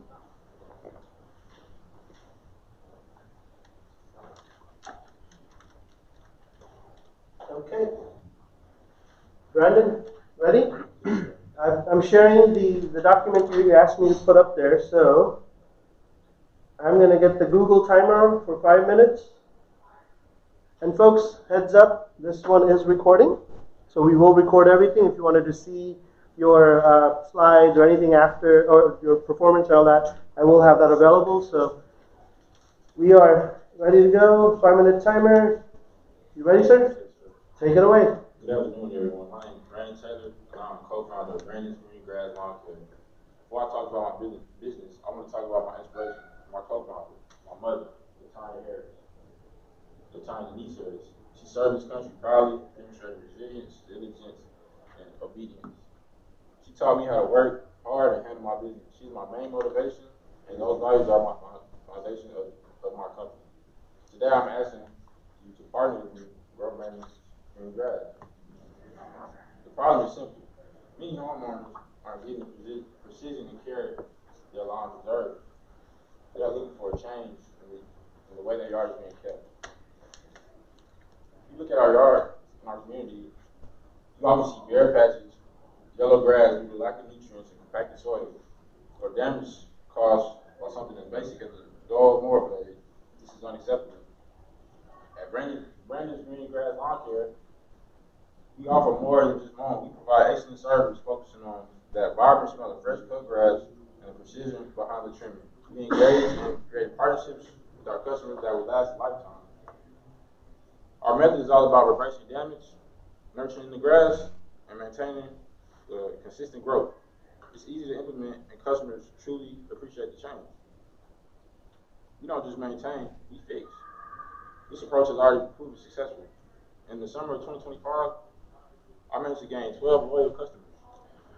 We can capitalize on the growing customer need and see the positive results. We're not just a lawn care company. We are partners making our customers' yards look their absolute best. To take advantage of this market need and scale our proven method, we have clear milestones and goals. Short-term goals: attend at least 2 business networking events per month, increase revenue by 10%. Milestones for growth: double our current revenue, gain 100 customers by the summer of 2026. To achieve these milestones of doubling revenue and reaching 100 customers, we need to focus on our outreach and growth and new partnerships. My ask is simple. I'm seeking a $20,000 loan investment and the new equipment and expansion necessary to meet the increasing demand. This investment will secure our growth and allow us to rapidly expand our customer base. Brandon's Green Grass Lawn Care is built on dedication, proven success, and a clear path to growth. We are ready to capitalize on the need for better, more reliable lawn care in the Houston area. With the $20,000 investment, we can acquire the equipment to handle 100 customers and beyond, transforming Brandon's Green Grass Lawn Care into a major player in the market. I look forward to discussing how we can grow together. Thank you all.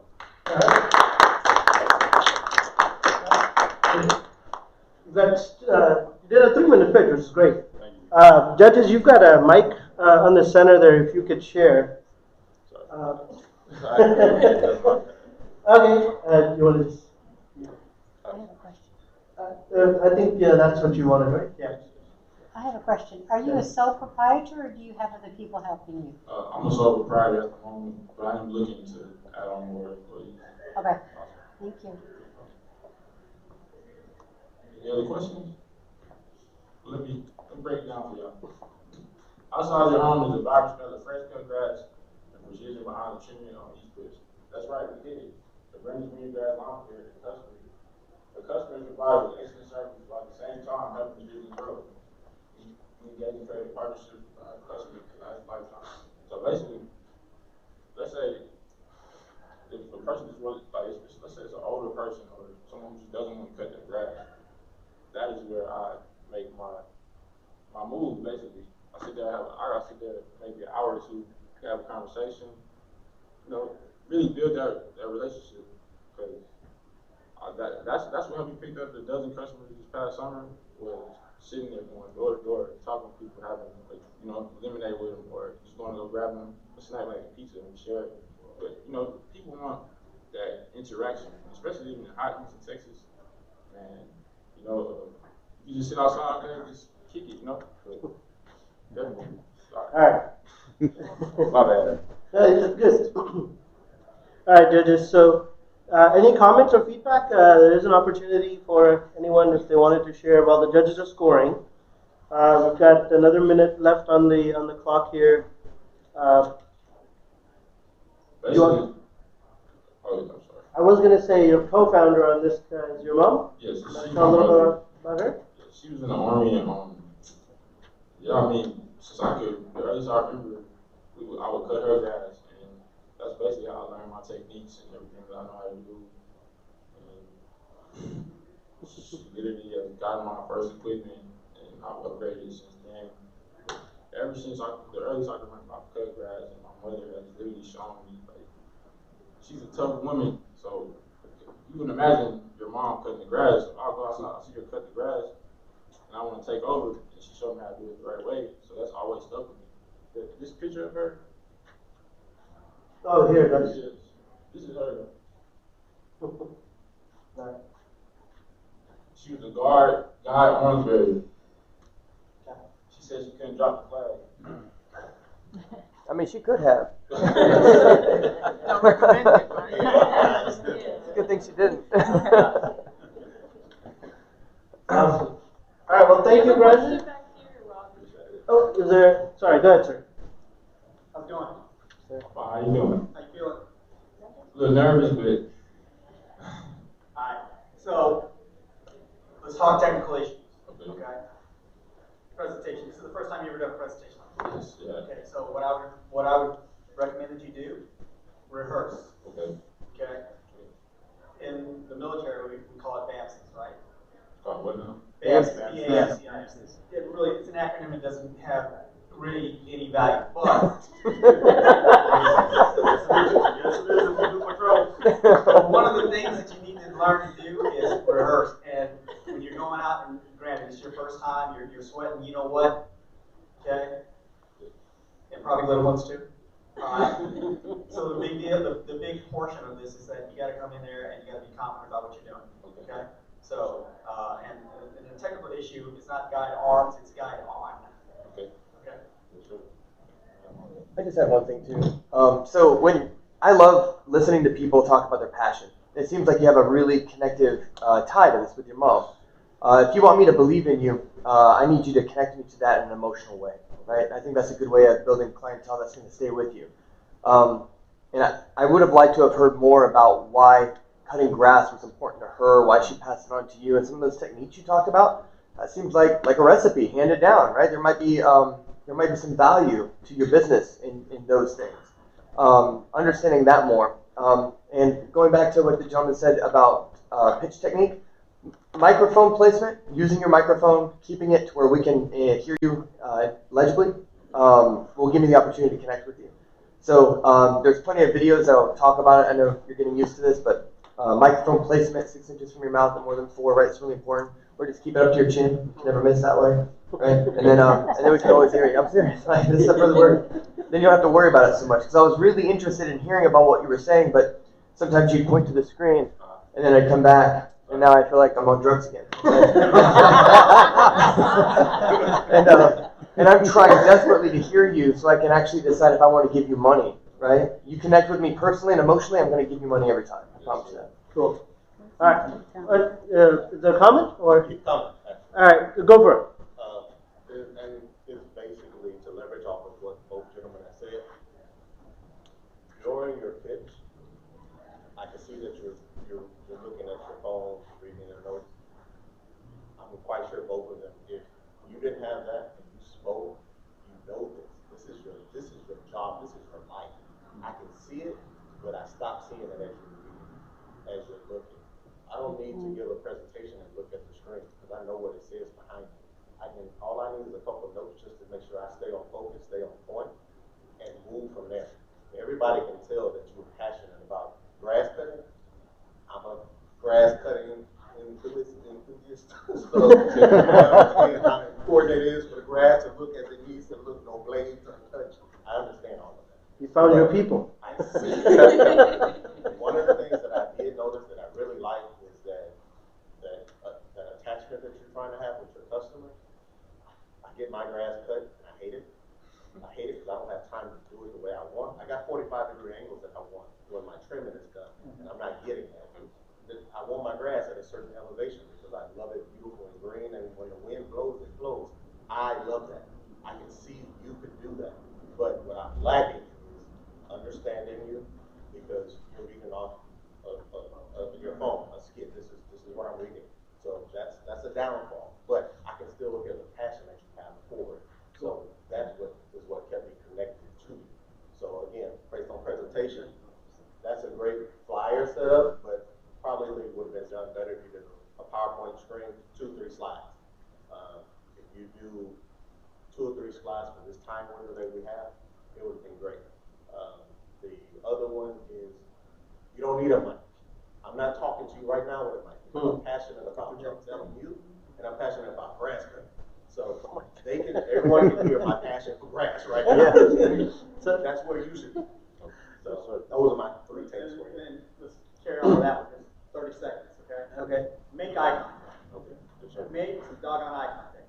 So what Robbie referenced at the very beginning, the thing that I say, getting stuff done, it really translates to getting shit done. See, he said it, I didn't say it. He said it. He said it. For example, your mom's military, so you're military affiliated. You're thing with people who have served. All right, we were taught military techniques of instruction, otherwise known as how to give a presentation. 2 to 3 slides. That's them to look at while they're looking at you and you're looking at them in their eyes. Projection of your voice, what we're doing. Okay, don't need a microphone. My wife jumps on my butt all the time when I go do presentations, and I said, I don't need a microphone. My voice projects. And she says, microphone. You know where I'm coming from, right? Yes, sir. Establish that relationship with the audience. Make eye contact. Sure. Okay? Gotcha.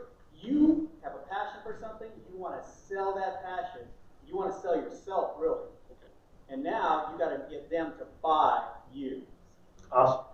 All right, well, One comment. we gotta let the judges, but I do have to time keep. I'm trying to put money in his pocket. He says he needs a service done a certain way, and he thinks you can do it. Okay. Do a service for him. Let him see how it comes out. If he likes what he sees, he can market for you. Word of mouth. All right? So let's put the money in I'm going to give you guys a lot of time to network, but we will not finish. So at this point, thank you, Brandon, for being the first. You made everybody nervous. Thank you for that feedback, folks. Everybody. But look, this is an educational opportunity, and we're going to continue to educate ourselves. But with that, our second pitch, Jonathan Campos. Here's the clicker for you, sir. You got to point in that direction, I found out. Okay. And it will work. Great. Thanks. I'll get the timer going. Judges, are we all ready? Are we done with the first? Yes, sir. We're ready to go to number 2. Just refresh the page. 3, 2, 1. Take it away, sir. All right. So I'm going to project. Seems like that's what we're going to do, what we want to do. So good afternoon, everyone. I'm Jonathan with Fire Kitchen Fires Limited. I have over 20 years in the fire service as an Air Force fire chief, and today I bring that to fire safety in our communities and hopefully worldwide. You're going to see a lot of words up here, but stick along with me. 2007, in Boston, there were firefighters that were fighting a fire in a Chinese food restaurant. They were doing their job. They were in there as a crew, and these men who were fathers and sons and brothers ended up dying because the fire burned through the ceiling, and the HVAC unit fell down and killed 2 of them. 2 years later, in 2009, after the lawsuit settled, it was found that the vent hood cleaner that removes the grease from that exhaust system and the restaurant owner were found at fault for those deaths. Of course, the family got paid out. But what does that mean when we have 2 lost firefighters, members of our community, our family members? Today, I stand here telling you that there's a big gap in the industry in kitchen exhaust cleaning. And in the last 20 years, I've started making those connections with the local authorities and also the vent hood cleaners and people looking at getting into the industry of vent hood cleaning. The overhead to get into vent hood cleaning is very low. Any one of us can buy a pressure washer today, right now, and go to mom and pop taco shop down the street and offer our service for whatever we want to offer, $100, $200, and that's on the low end. People end up doing that, and maybe a year later, they're out of business because they price themselves out of it. They're doing a bad job because they don't know the standard, and then they also don't know the business side of things. So, I partnered up with the International Kitchen Exhaust Cleaning Association, ICA for short. They write the cleaning standard. Here in Texas, we follow the International Fire Code. That's where our laws come from, and that's where we, within the state, have chosen to use that as a standard for our fire authorities to say, hey, this is the standard, and this is what needs to be. What doesn't exist is a law. Like in Boston, where now, because of those deaths, a kitchen exhaust cleaning license is required. Utah and Nevada have followed suit. They also have a requirement for this license. Texas doesn't yet. So we only have 35 certified vent hood cleaners here in Texas from the International Kitchen Exhaust Cleaning Association. As a strategic partner, they've allowed me and this business to grant continuing education units to students who are interested in not just certification, but continuing education. So, when it comes down to the fire code, the standards, I could bore you all day, but that's not what this is for. Today we're talking about how I make that connection between the authorities, they were my friends and my coworkers, and the public, to include us here in this room. I am the translator. I've created these programs to help people digest the fire codes. And if you don't know, fire codes, basically, once adopted, they end up being law. That's how they're enforceable. So, with Houston alone having about 1,300 restaurants, there's a big gap here in this certification of the state versus what we have in restaurants. So, with that said, when it comes down to competition and why isn't anyone else doing this, there's a big gap that I mentioned. There are two competitors that exist in the US. One's in Florida, one's in Dallas.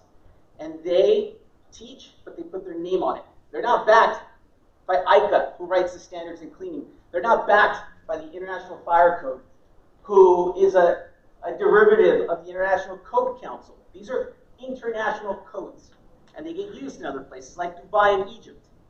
This isn't just a local Houston thing. This affects everywhere.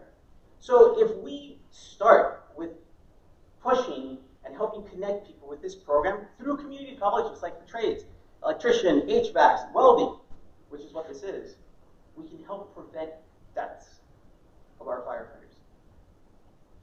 So today, I'm not asking for money to start a business. This business has been established. I'm looking to do partnerships.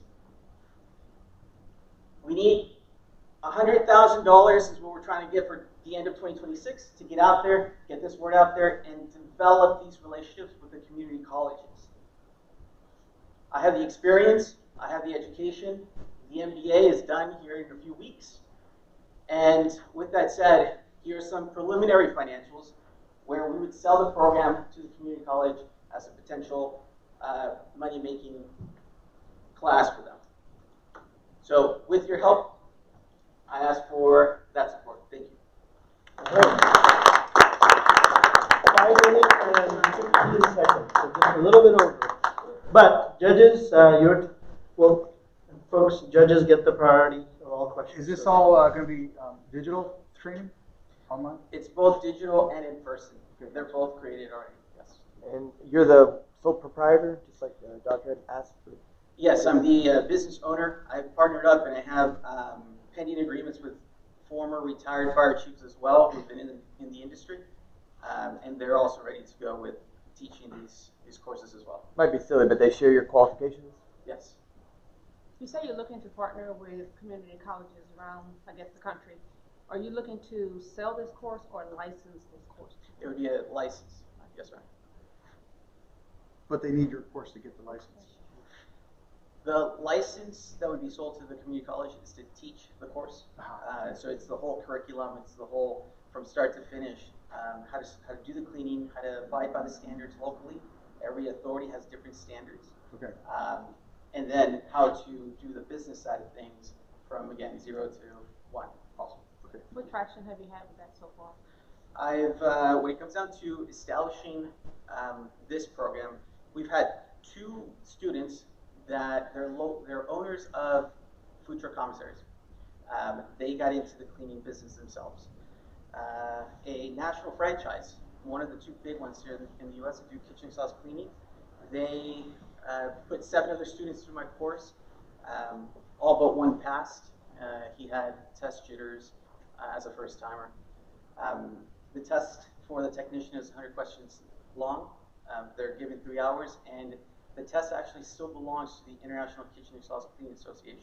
So it's not a proprietary test. We can get them ready to do that. And the intent is to get in front of this up-and-coming law, which we're also spearheading to get it to be such as, as a law, like Utah and that. So if I heard you correctly, your training is the pioneer for a certification that will soon become a requirement. That's the intent. Yeah. Wow. Okay. Gotcha. I just have one last question. If you're the sole proprietor and you're selling this to multiple colleges, how do you maintain this effort? Maintain the effort. How do you? So you're selling a curriculum, a full curriculum, and assuming standards change all the time, who's going to update all this material, make sure all the schools get it and all this stuff? Part of the funds is to also have a part-time member basically keep track of those. So currently, this industry is in the Stone Age. We are going to, and I'm expecting that change. I mentioned I'm also getting with I was just briefing the State Fire Marshals Convention on the 30th of April in San Marcos, October, excuse me, in San Marcos, and I'm making those connections for them because as an authority, I actually found out that I didn't know a lot that I learned once I became a contractor in this industry. And with my peers, as I still talk to them, still maintain my commission, I'm able to have that foot in the door with the State Fire Marshals and say one-on-one, hey man, do you know this? No, you don't? Let me hook you up. And so that's how they're finding out specifically what their gap is. So when it comes down to maintaining though, and keeping track of up and coming things, I'm part of the committees as well from ICA. I sit in their AHJ, Authority Having Jurisdiction Committee, and in their Education Committee. So we're abreast of all the developments that are coming at some point as well. The threat that's really pending would be the state license threat, but that's the one that doesn't currently exist because again, we're having to educate the authorities. Okay, judges, no questions? There's one in the audience, you have one? Go ahead. So as a 36 seconds. Okay, as a potential student who would be interested in taking this class, would this be a degree program, certificate, and would it be recognized by the state so that I can say, hey, I've taken this course, I have my degree in this cleaning service, can I come and service these businesses? Like, would that be recognized by the state, or would we then have to go through another trial? Good question. The intention is to have it be recognized as a standard applying education program. And then from there, so think something that I found that's similar is a certificate program in solar panels installation. And we have that here in the Houston region. What that does is it prepares the student to do the thing. But the certification in itself still belongs through someone else. And that's the same approach. The difference is this is fire prevention. We're not talking, perhaps in 10 years we're going to save solar and have nothing against solar. I'm saying that perhaps today this fire can happen because things are not being done properly. So yes, the intention is for you to walk out with that certificate or diploma and say, I'm ready. So your customer knows it, your insurance knows it, and ultimately, when it comes down to it, and they investigate a fire and they say, hey, could it be the vent head cleaner? You can say, I did it up to standard, everything's good to go, here it is. So it's also a shield, per se, not just a stamp of approval or a receipt. It's more than that. All right. Yes. We're out of time for questions, but of course, if you had a question or comment, sir? No, I think You are serving as a backup judge. So go ahead. All right. So if you had to grade your closing in the last 30 seconds of it, what would you score yourself? I would have to watch the video again. Good question. All right. Look, okay, the concept is sound, but you got to know your pathways in. Pathways in for a community college like us starts with a COE, Center of Excellence. Okay, other people call it the College of X, Y, and Z. Okay, if you find that person that you can get into that COE, that's your pitch. That's your initial pitch. But you've got to come correct, and by correct, you've already got to have a program that's basically ready-made to go. Because what you will find in most community colleges, depending upon the size and all that stuff, they don't do their own curriculum development. They farm that stuff out. You got to come with a package that says, hey, this is ready to go right now, whether it's going to be continuing education, workforce development, or an associate's degree pathway. Okay? Once you solve that puzzle, okay, and this is coming from the Marines in the room, once you solve that puzzle, you're going to be good to go. Because HCC is going to want to buy it, okay? And then San Jack is going to want to buy in. Lone Star is going to want to buy in. All these other technical schools in this area, they're going to want to buy in. That's how you got to come correct, okay? Thank you. And with that said, it sounds to me like I didn't add that in there at the ending. So if I may, that I come with it, and with that, that's what I need the support with and for the funds, because it's created, it's done, it's been peer reviewed by the standard creating agencies, and now it's a matter of being in front of the right people, which is what I need all those funds for support, because it's there. All right. Okay. Well, thank you. Let's give a break number 3. Who was it? Let's pass it to Henry. Henry. Let me get Henry's slides up here. Oh, not my slides. Yo. Where's my circles?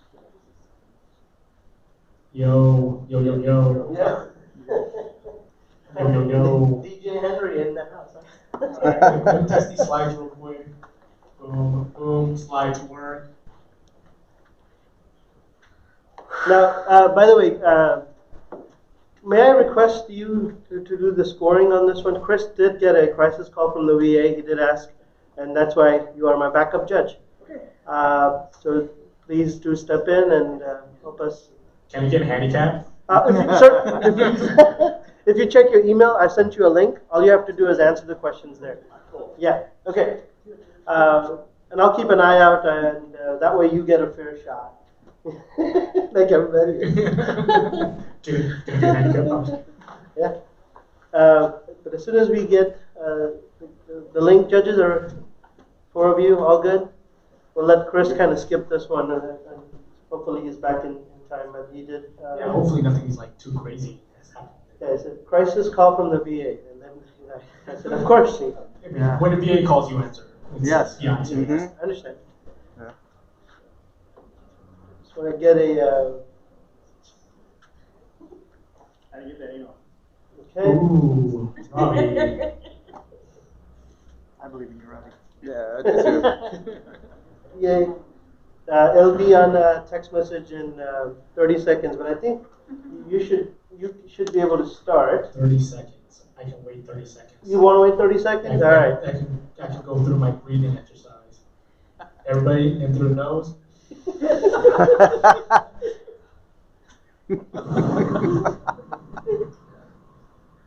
Usa. It's funny how whole generation knows. Right? Yeah. Where did that come from? Like a movie, right? Thanks for participating. That's right.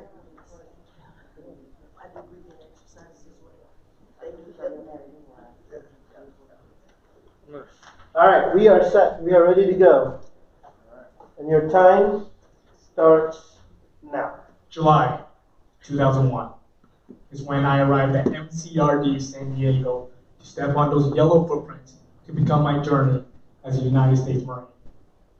I joined the service so I can give back to my country and also travel the world, which I absolutely did.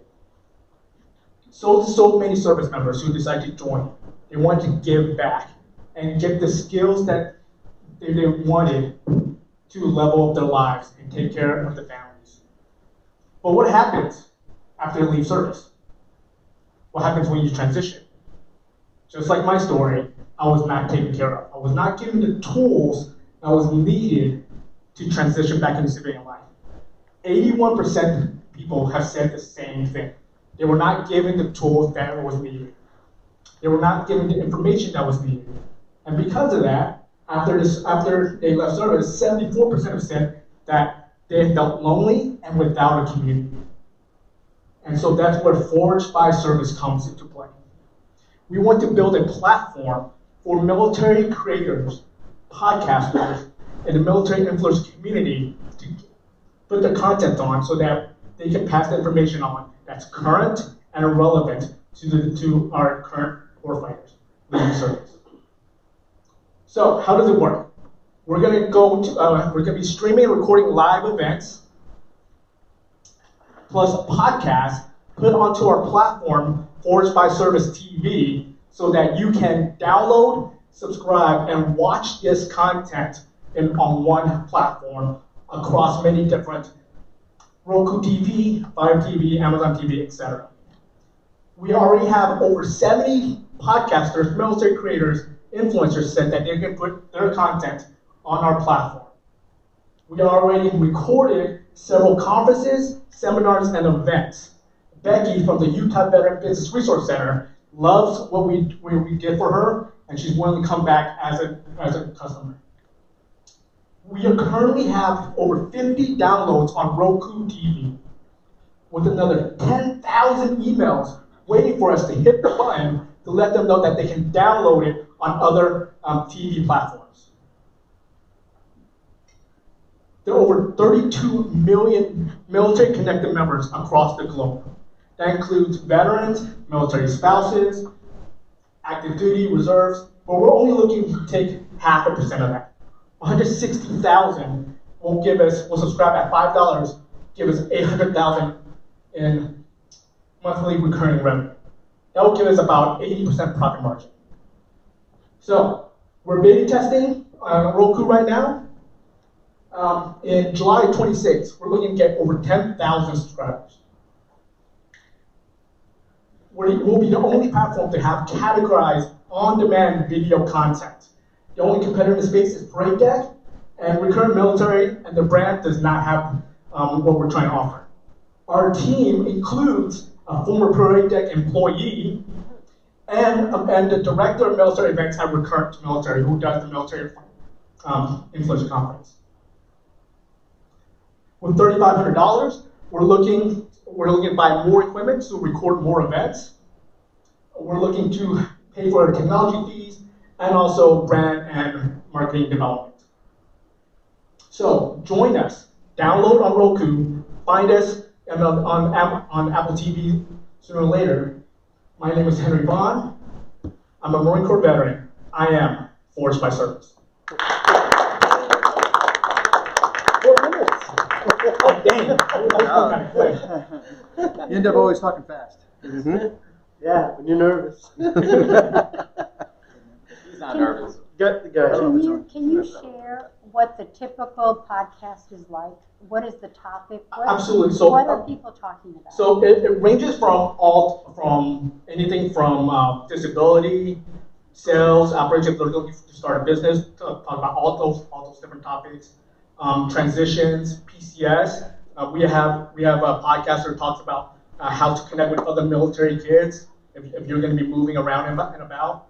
So it's really just a topic all broad for the military connect community. So if a veteran goes in to use the service, how do they find what's appropriate for them?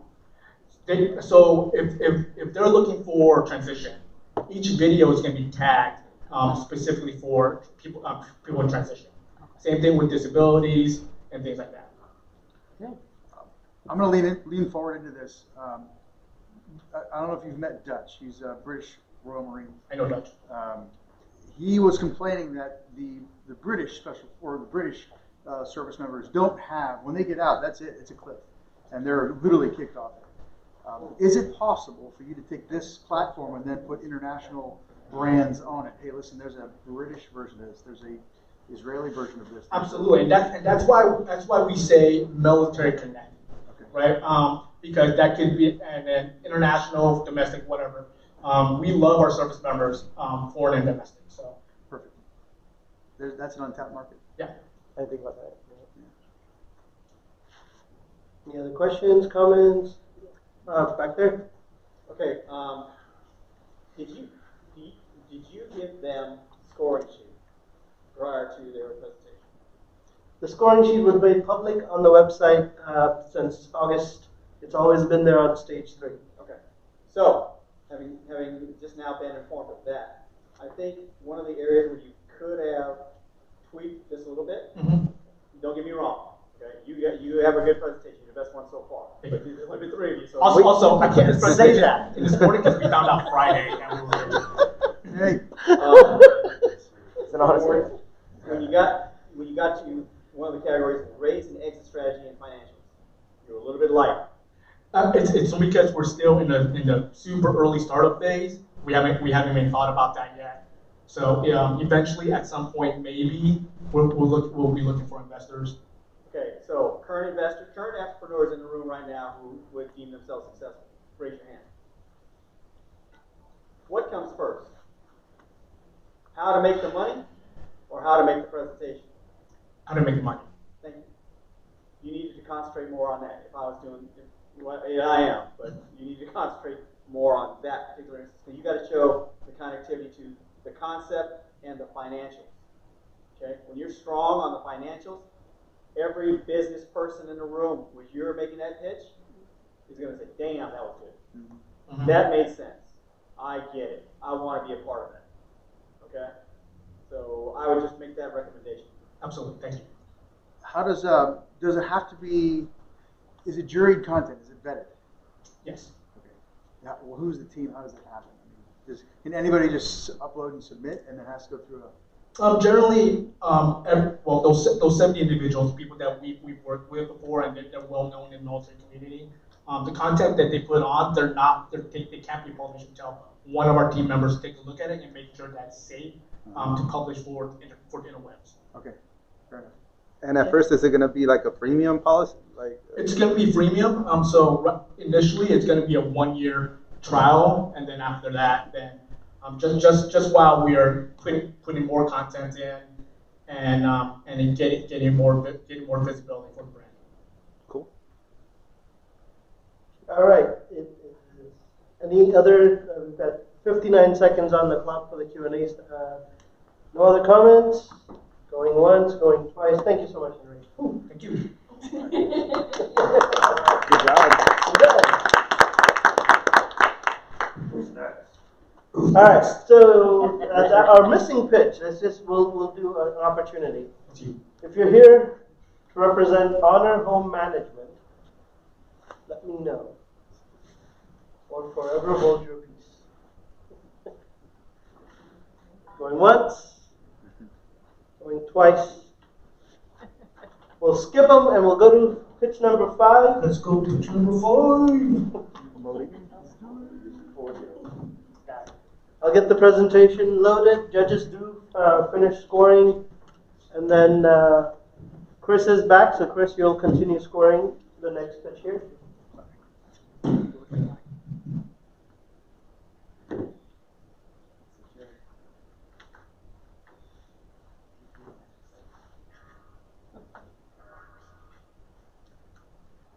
Did you get the clicker?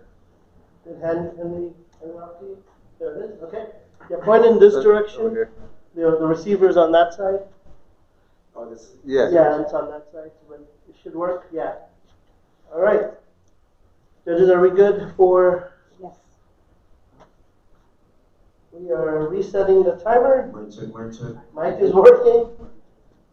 So you're looking good. Ready to go? 3, 2, 1. Let's go. Good afternoon, all. I'm Kwame Walks, U.S. Coast Guard veteran and the CEO of Motorbeam Technologies. For 2 decades, my mission was clear: protect lives and navigate complex situations. Today, my mission is to solve a new kind of crisis: our addiction to screens and the critical information we miss because of it. The problem.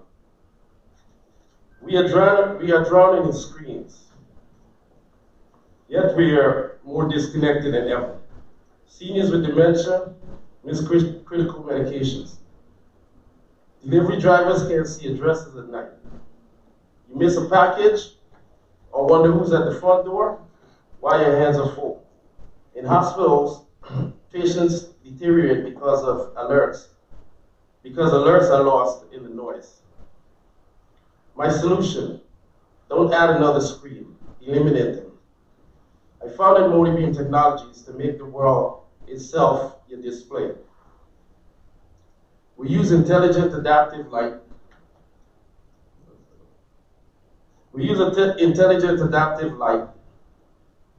To project information directly onto the surfaces around you.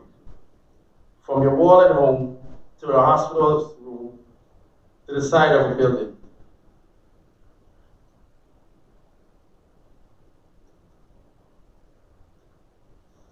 This isn't a concept. It's a protected working platform. We have already filed patent applications to secure our core invention. a context-aware AI that can project legible, adaptive information onto any surface in any lighting safely and privately. This single platform technology unlocks massive market. A 300 billion medication adherence problem in healthcare, a 5 trillion automotive safety market, and the entire multi-billion-dollar smart home and logistics industry. One engine, countless applications.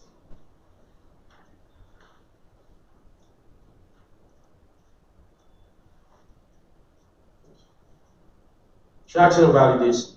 In less than a year, we've achieved what takes most startup years. We have a working prototype. We are SD, VOSB certified, giving us a direct path to government contracts. Most importantly, we've earned an invitation to submit a full proposal to National Service Foundation, NSF, a rigorous validation of our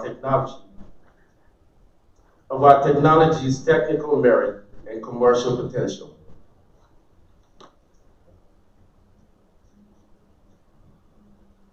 Here's our 2026 growth.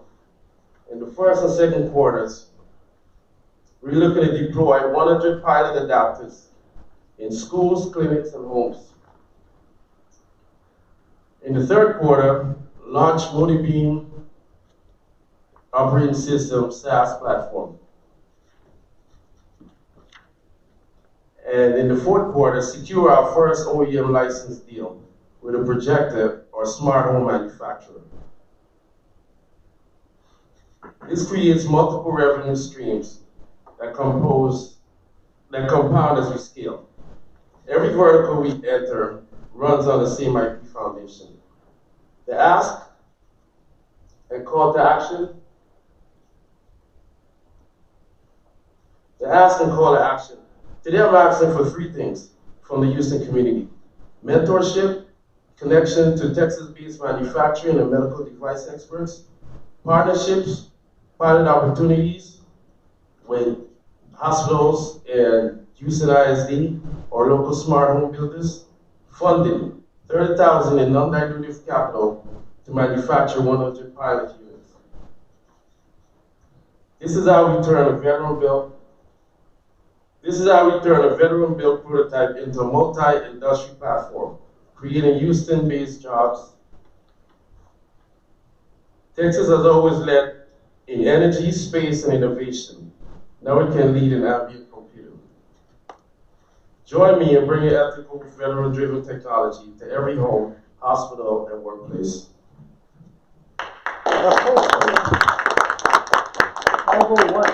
501, yeah. Wow. Right there on the time. Go ahead. So from what I've heard so far, I think you have an awesome product, but if I'm being honest, I didn't quite get it. The second thing is, it was said during the first presentation, and I think it's due to come back around here, is that you know your stuff. No one knows it better than you. And I think you lost a lot when it was reading, because I think we all got lost in the moments of silence, or the pauses of silence. Part of a pitch competition is really selling yourself as much as selling your product, because if I can't understand how you feel about your product, then I'm not going to feel as good about it as well. So I think I see you have an awesome product. I think it's just you need to have the self-confidence to present it that way and know what you're presenting and know what you're selling, because I think a lot of times when we read off the paper, we're busy reading off the paper and we're trying to concentrate on the words, versus if you threw that paper on the ground and just started talking about your product, I'm sure you could go on and on and on. So I think you have an awesome product. I just right now I don't get it. Yeah, when you start reading, and this goes to everybody, when you start reading your presentation, you lose emotion. You lose it, because you're reading. You Right, can't do 2 things at once. So, a quick question, does it do full color, or is it just notifications? No, it does full color. It does everything, basically, everything the cell phone does. I would love to see, because one thing I didn't get, I saw it doing something, but I don't see the product itself. Yeah, So where does it right, mount? yeah. How do I mount it? Oh my gosh, is this more wiring for me? Do I have to upload things to it? How does it how do I interact with it? More functionality, I guess. Those are exactly my questions. I was hoping to see the prototype because I don't know if it's the size of that table or the size of my wallet. And also, you know, I bought a phone so I could be mobile, so I could take everything with me. I wasn't aware of the concerns with dementia or missing things or the noise that's been created. I live in that world, so I enjoy that world. So to reverse me out of that world and find practical application for that, you've got to convince me that my way of living is bad. And I'm not convinced that I want to make that change, but I am convinced that it was really, it was interesting. I think there's money to be invested in an idea like that. People pay spokespeople for a reason. It's because they have the capability to deliver a product confidently, because confidence is grounded in capability. I think that if you could deliver that capability to me through your presentation, then you could be a person to invest money in versus the idea. And I lost some things too. And when I can't see a person, like with the sunglasses, then it's hard for me to understand if I can trust them. Well, the sunglasses is part of our team, you know, because the future is bright. We should leave with that. We should leave with that. I'm looking towards the future is bright. But I often wear my I don't like barriers between me and other people. Yeah, that's part of the team. You should have added that into your picture. Yeah, that would have been entertaining and engaging. That's where I was going. Like, if you're going and reading and you see that you lost everyone, try and engage with them, ask them a question to see that they're still paying attention. Because once people get lost, it's hard for them to come back. And you know, I think Chris hit something. It's not that the way I'm doing something is wrong. Is there's a better way you may not be aware of. What? Okay. Yeah, now you have my attention. That's intriguing. Yeah, I'm interested in learning more still, right? I didn't get enough though. Yeah, I don't know. What is the product? Is it like you add it to a screen? Yeah, can you tell us more? So I want to address some questions. Like, who was talking about the prototype? As you the size. So the actual prototype. So I'm not your everyday tech dude. Really not. You know, I'm a visionary. And I have solutions for every problem you think of. So, I'm being honest. So, the prototype, right? I built it from scratch. So it consists of a Pico projector, a Raspberry Pi, and the actual prototype will be different sensors, motion sensors, obviously, cameras or some verbal commands, right? Verbal commands, right? You can talk to it verbally, give it directions. Your prototype has this currently? Is that what you're saying? No, I built it myself. Right, but your prototype currently is voice activated, has verbal command opportunity? Yes. Okay. I have it with voice activated and motion sensors. So you walk in the room, it senses your presence. So any information comes through your phone that you want to keep private, it's gonna keep it private. So it's like a screen protector that like you can't see on the side, but it's automatic, and so you have to program it. Yes, you can program it locally, so you don't locally or to work without interfaces. Do you think most people can program it? Hold on, bro. I'm gonna give you an opportunity, guys, because we're out of questions, and look, it's 2:30. I have a job to get you out of here by 3 or before that. And there's checks that need to be written, so we need to get the time for that. Okay, yeah. So, but there will be time when the checks are being written. You guys will have opportunity to network. But with that, thank you so much. I do have to keep moving. Let's get our next pitch going. I believe we are at.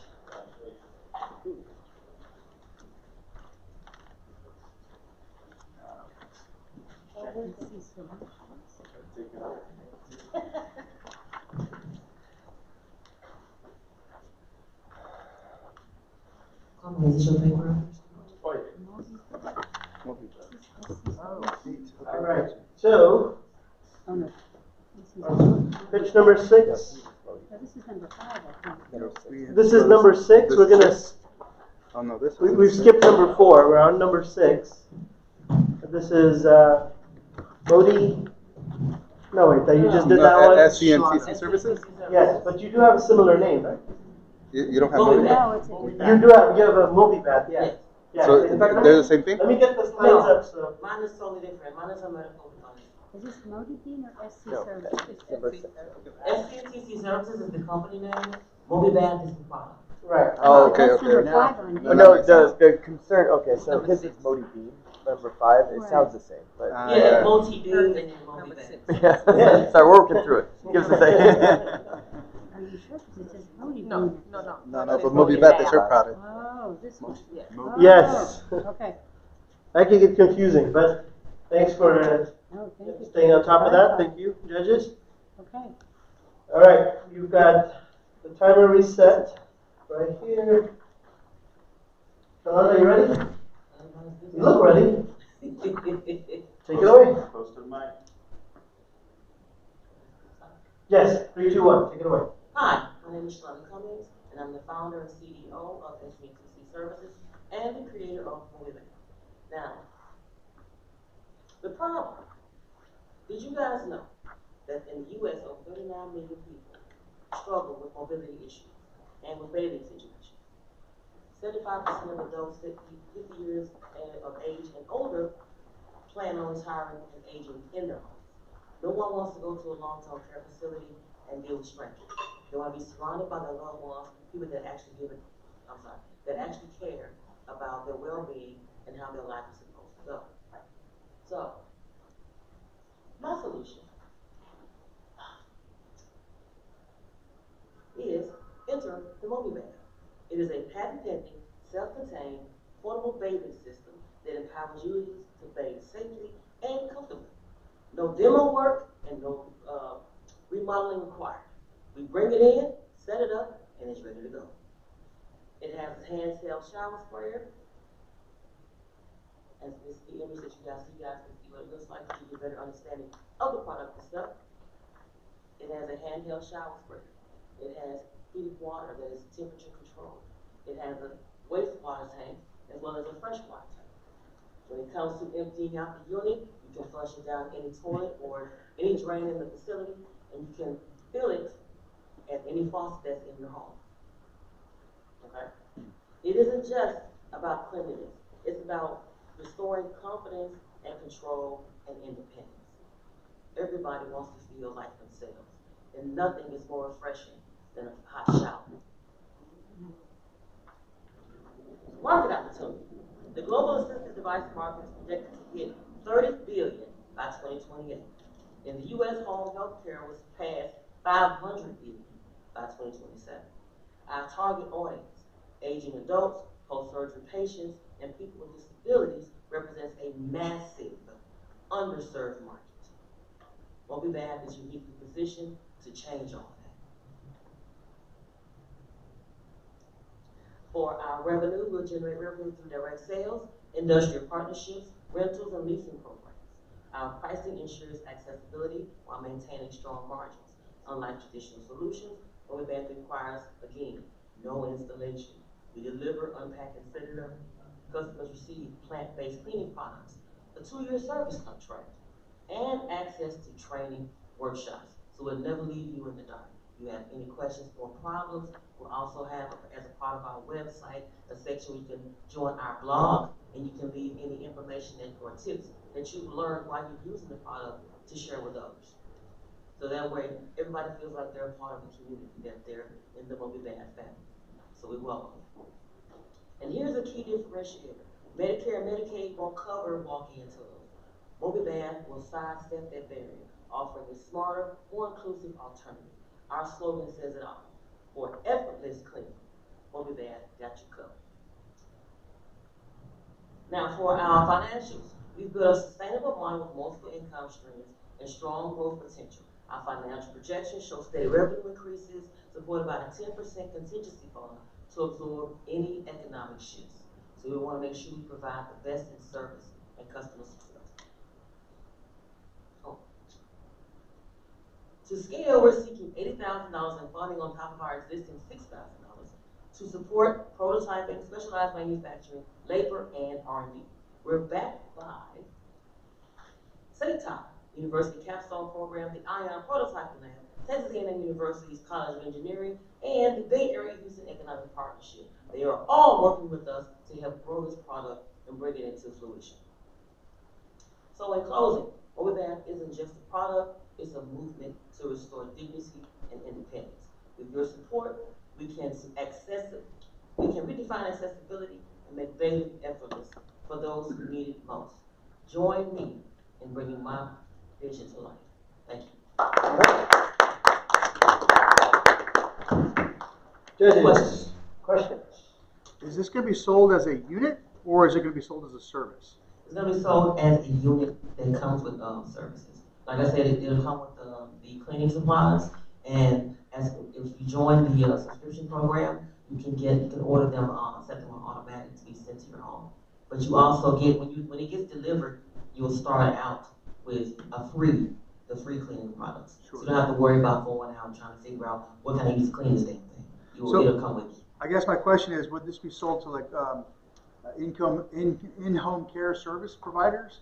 They would bring this with them, they would do the bath, and they'd take it back with them? No, it'll be already in the home, because my focus is to have it in not just hospitals, but senior citizens who live alone, a husband and wife, or you're taking care of your mom and dad, or however the situation may be. It'll be in the home.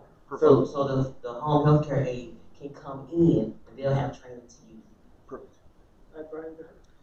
Yes, sir. Do you already have a prototype or a price range of what it's going to cost? And the prototype is in the process of being constructed, thanks to Texas A&M engineering program. I'm working with their students, as well as they hired 2 electrical engineers to make sure that the plumbing and electrical work together. There's no leakage, things like that. I was about to say this would be a fantastic senior project for an engineer school. Right. Yes, it took me a while to find them, but once we found each other, everybody was excited. And what's the estimated cost for you? The estimated cost as of right now, because I use my estimations based on the Kohler walk-in tubs that everybody sees on TV and stuff, and one of their customer representatives was extra friendly in giving me some behind-the-scenes information. So the wholesale price to actually make it is around $8,000 ballpark in it. I plan to sell this at around $13,000. I'm hoping once the prototype is created, I can get the creation price lower so I can bring the actual price down. Because my goal is to partner with Medicare and Medicaid to make sure everybody that needs it can get it, especially veterans. And I have a close family member who really needs this right now. Any other questions? All right. Yes, sir. I don't understand how it works. I mean, it's a chair. Okay, hold on. And you have a shower head. Yes, sir. Okay. So how it works. Now, this image right here, it is going to come with a pretty little cover and all that good stuff, okay? So this wastewater tank is created just below the seat. I don't know if you guys can see this little pipe right here. So a lot of people who bathe in warm water, it relaxes things and it makes them want to go. So you can go directly, there'll be like a little toilet, I wouldn't necessarily say a toilet seat, but there'll be an opening here for you to, fecal matter waste to come directly into the wastewater tank. That's why it's sitting directly below the seat. Yes, sir. That's what's throwing me off. So if you have the shower head, right? The shower sprayer is going to have a hole, so it's going to be retractable. What's keeping the water from just spraying all over? Splash guards. Yeah. There will be splash. They're just not. You see these little. I'm not tall enough, sorry, but the little arrows here. Okay. Those are the little splash guards, and they're going to come all the way down, and they're going to come up probably about 6 inches, give or take, to prevent that. And then the shower spray is going to have a low flow spray. So it's going to keep the water from spraying on the ground. I see the side guards. Yes. But how do you keep it from going towards the front and on the floor and stuff? It lays back. The whole thing lays back. The whole thing lays back. Yeah, it's going to be reclinable. That's what this image is right here. It's going to be able to recline. So it's going to reduce a lot of the splashback. And like I said, it's going to be pumped, but it's going to be a low pressure pump. So it's not going to be like the standard shower that you get at home where it comes out nice and hard, unfortunately, because of the whole splash situation. But it will come out gently. And then you got to consider skin integrity and a lot of other medical stuff. All right. We are out of time. So thank you so much. Right. Final contestant up here, Sabrina.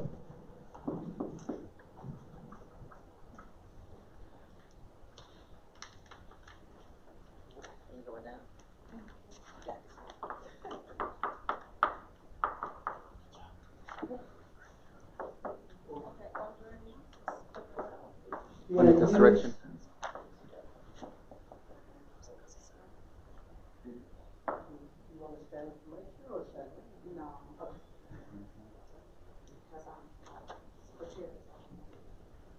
Robert, can you put her mic down? Right? Really call you. Go ahead. Yeah, go ahead. Good afternoon. My name is Sabrina Swan. I am. No? Legislator, you ready? So it's Ready or Sabrina. not. My timer is not ready. We'll wait on the timer. Take breath. 3, 3, 2, 1, go for it. Okay, good afternoon. My name is Sabrina Swan, and I am the founder and CEO of Swan Salon Suites. I am a U.S. Army veteran, and I'm a licensed cosmetologist. I have been doing hair for about 15 years in the beauty industry, and I've been doing it since I was about 8 years old. So at 8 years old, I did plan on doing hair. This was not a profession that I wanted to go into, but this is what God gifted me in. And so I'm using my gift now as a way it's become ministry for me. So that's what it is. And I help restore confidence in my clients, nurture them, and I pour into them as best as I can. But over the years, I've noticed something. I've noticed that the women, they're tired. Fathers, they're tired. The stylists were tired. Professionals, they're just tired. What I'm trying to do now is we're trying to balance the work, life, family, self-care. We're trying to balance everything. And right now, most beauty spaces are not equipped to handle that. There's no place that you can go and just feel comfortable, feel at home, feel at ease, feel confident, and get everything that you need. So my question is, have you ever went to get your hair done and didn't really have time, didn't have childcare, or the flexibility to be away from work? Or maybe you know a stylist or someone who dreams of their independence but can't afford their own salon space, doesn't have childcare support, or they're just overwhelmed trying to run a business and a household at the same time. The problem is not the talent, the problem is the time, the space, the support. So the solution for that Swan Salon Suites covers is, what if there was a place that we could offer that? We could offer beauty services, we could offer a place for your children to feel safe and cared for and remain productive if needed. So what I built with Swan Salon Suites is a first of its kind luxury salon suite ecosystem designed specifically for beauty, business, and balance, the 3 Bs. We offer 24/7 private luxury salon suites for beauty professionals, a licensed daycare for stylists, and drop-in childcare for their clients, a cafe and lounge for meals, meetings, and relaxation, a boutique supporting local brands, work-friendly spaces with Wi-Fi, charging stations, and call pods, a meditation and wellness room for mental rest, optional coaching, business mentorship through faith-centered partners. This is more than a space. This is a community and a place of peace. We are uniquely positioned because right now there is no competitors. There is no salon suites out there that has a 24-hour licensed childcare center. So we are powered by the Swan Styles brand, which already has loyalty and demand. We provide business mentorship, marketing support, and professional development. It's not just a place where you have a key, you go in and you go to work. We run operations through Gloss Genius, ensuring seamless scheduling, financing, and reporting. This is beauty entrepreneurship redefined. My background in the Army and in the beauty industry, and also as an educator, has prepared me to lead this. We have planned leadership team, including an operations manager, a marketing and communications director, and financial consultants to support sustainability. We have been self-funded to date. I have secured approximately 10% of the startup capital independently, and today I am seeking $75,000 to $100,000 to secure and finalize commercial space, secure the build out and interior design, complete daycare licensing and equipment, finalize the branding and launch a full marketing rollout. With your support, you can help Swan Salon Suites become a household name, uniting self-care, families, and communities.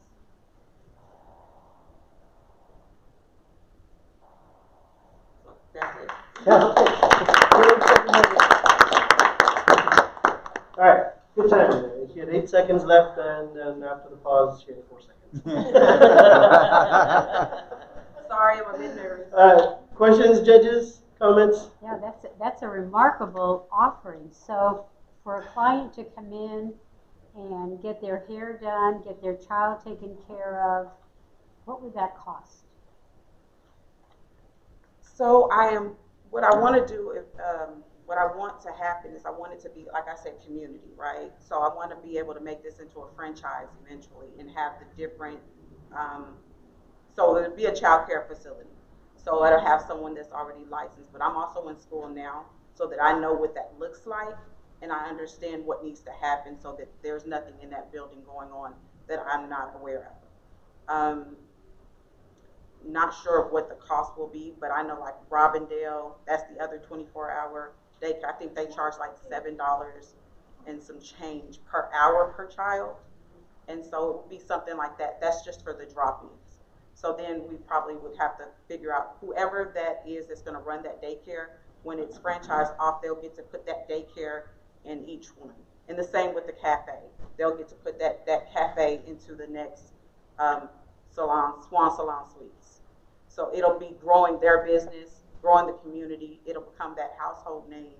And so the pricing will be based off of them, but of course it'll be a discounted rate, especially for the contractors that'll be working there, because it's just not for stylists, estheticians. Yes, ma'am. So to answer your question, it's a la carte, basically. You know, whatever services we're taking. But it's a huge amount of coordinating for you to manage all of these different pieces. Well, because they're going to be contractors, so they're renting the space out front. Oh, you're subcontracting the yes, business. absolutely. Okay. That is the reason. But I want to make sure that in each one that whoever I pick to do that child care center, and I already have someone pretty much that I've been communicating with to see if that's something that because they want their child care center. Yes, sir. So I think there's a blueprint for this. Lifetime Fitness, I pay $350 a month for my membership because it has childcare for all 5 of my kids when I go. It has a beauty salon in there. It's got a chiropractor in there. It's got pickleball in there. So I justify this stupid cost, right? Because I can go in there for every day and all of that's like done, right? So I've seen a blueprint for this, and is yours going to be subscription based, or like I come in, I want my hair done, like that? Or is it going to be like per service? That's a good question. I didn't think about that because I always was trying to just make it allow the contractors to do how they wanted to do and grow that way. But I think that we would all, of course, sit down and figure out if it would be feasible for the rest of for the building itself. I think what Chris is telling you, that there is a market for the yes. subscription basis. Yes, I'm noticing that now because I've been putting together packages for my hair services. So. And that gave me access. I still pay extra for the different services, but they're highly discounted, right? Oh, okay. Got it. Pamela had her hand up, so she'll go next. So I guess my question is this. I guess there is a blueprint that exists, but you're not operating in the space of a Lifetime Fitness. Right. So as a small business owner, how do you make that business viable? Because you have so many things under one roof, and with the constraints of having a child care center with all the, the restrictions around that, and then you have a salon, and then you have this and that and whatever else is in there. How do you ensure that this is going to be a viable business? Because I hear all of the things you have going on, but as a small business owner, I think that I see so many different businesses, I would get confused as to what, So you just think of it as just still salon suites. So salon suites, there's not, there's the owner of the building that they're leasing out those areas. It's the same concept. It's just I would probably put something into play with each of the contractors as to putting them on, so they'll get a fraction of the money every month if they have a subscription that someone subscribed to for the services that they're offering. So you're more real estate. Correct. Okay. Yeah, you have a real estate business. Yeah, it's a real estate Yeah. business. It's not okay. Yes. Any other questions? Because this is about to be over time, and I want gonna need your help. I'm gonna need Henry's help to do the breathing exercises. To well, actually, thank you so much. Okay, let's run across for all 6 that took part. This is the time when I kind of take the judges with me to another room, take the laptop there, we get all the scores in. I get Casey to help me write the names on the checks based on how we score, and then we come back and we just announce it and we take pictures, and then we give you a whole bunch of paperwork to fill out, and then you can go home. Right? But let me also just thank the judges for volunteering and supporting this effort. Thank you so much for this. I can tell you that it doesn't stop here. Pamela and Brian are good examples of that, having taken part in this competition, and then Henry's another good part where there's lots of other competitions. We're a school, we're educating. I hope you got educated in the process of this journey, and I hope that should continue. But we'll take this scoring break, or just we need about, let's say, 5 to 7 minutes of score break, judges deliberation, and then another 5 minutes just to get the checks ready, and then we'll come back. So 10-minute break. There's some cake right here for you. Roam around, get to know each other, exchange business cards. Be back in 10 minutes. We are running a little late, folks, but thank you for your patience.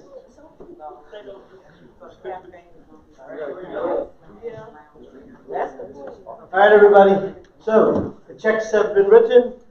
I've counted the checks there. I would like to get Dr. De Novo, the judges that are still here. I'd like your help, John, Chris, and then because we're going to do a photo op before because after I announce, everybody runs away. So let's do the photo now. Let's do the photo now. We can just do a photo right here with the flags as a background. So go ahead, John. You're going to be in the center next to John. There's everybody, the judges, and then entrepreneurs around the judges would be great. And why don't we get right here so we get a photo without you guys in the projector. And then I'll sneak in next to Chris. Chris, you're too tall. Sorry. The projector is right here. Oh, everybody take one step to that way. To your right. Yeah, to your right. All right, Henry, and then I'm going to join the shot. Casey, please join the shot. Oh, okay. Yes, you. Everybody. Your team. We gotta get somebody else so we can get a laundry. Yeah. Do you want to help us get Alondra in the shot? She's help with the. Too late. Okay. Family. Can't see you. Step on me. Yeah. All right, we're going to start making a row here now. Now y'all got it. All right. There we go.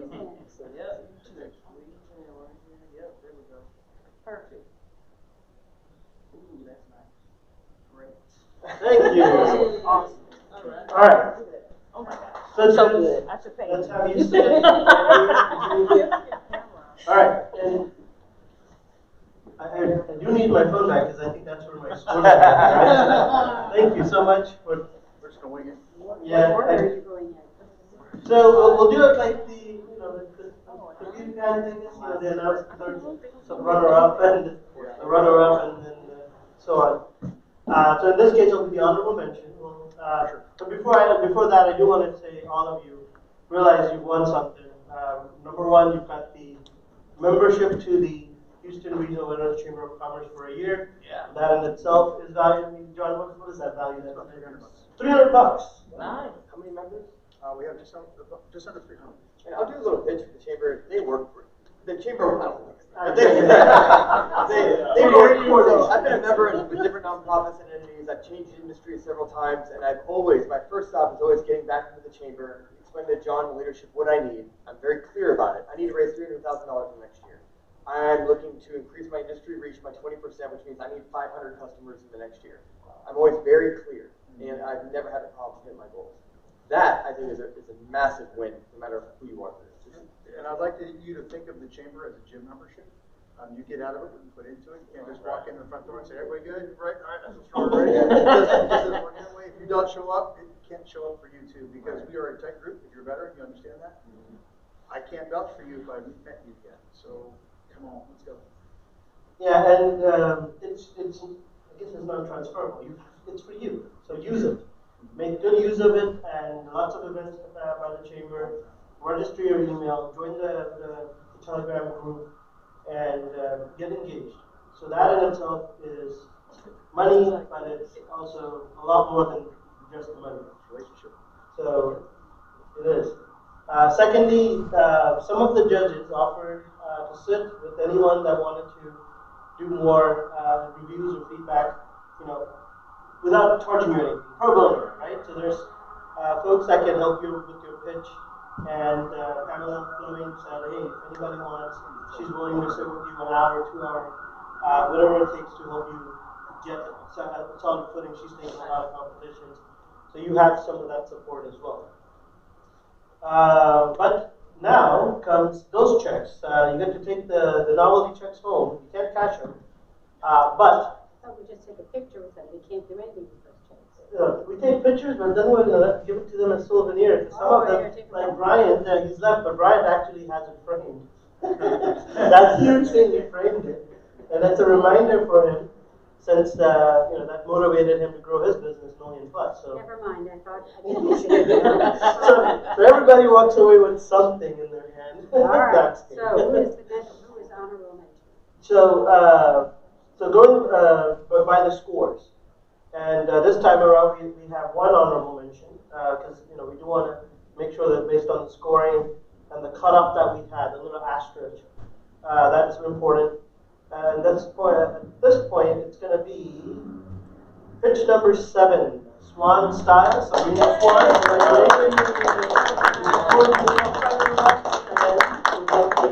a picture.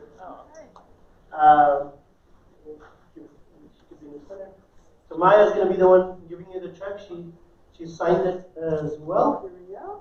Thank you. Okay, help me. Thank you.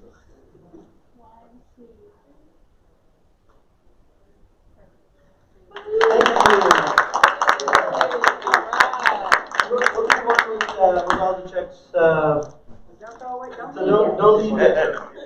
All right. So your third place for the $1,000 pitch was pitch number 6. Yolanda, come in.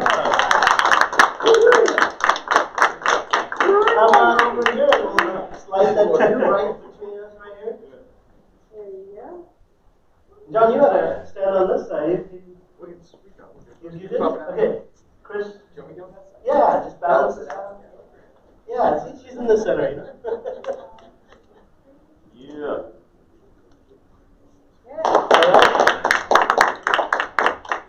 All right, now the scores got closer and tighter. For second place for 2025, Veterans Entrepreneurship, or they would call them runner-up, it's going to be pitch number 2. Congratulations. Good job. I think there was 4 points difference between the first and second.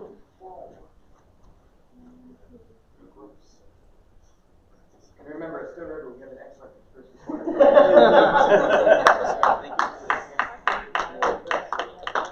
All right, last check that's standing there. It's the first place for the 2025 Veterans Entrepreneurship Competition by the Chamber and Houston City College goes to drum roll. Pitch number 3.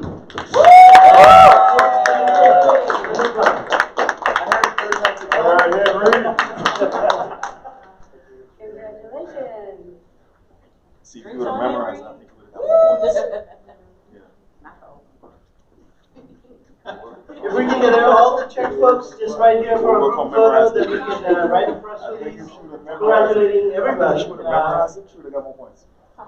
You first, Jonathan, you want to stand right next to him with your check there?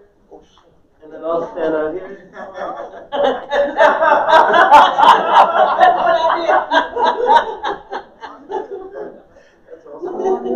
I like it.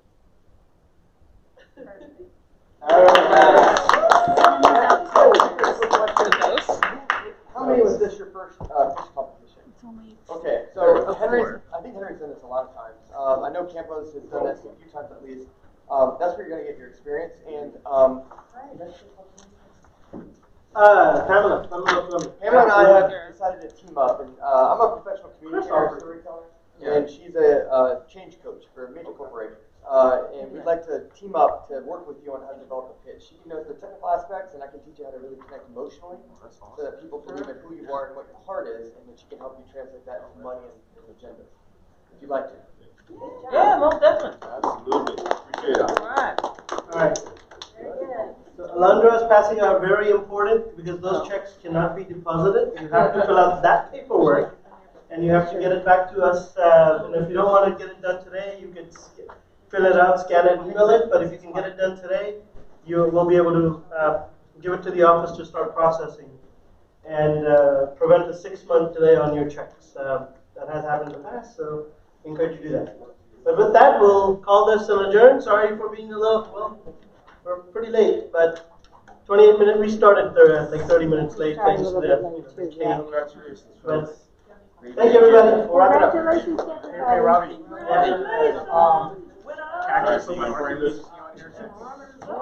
Notice it's with your name on it, and we know that it's you.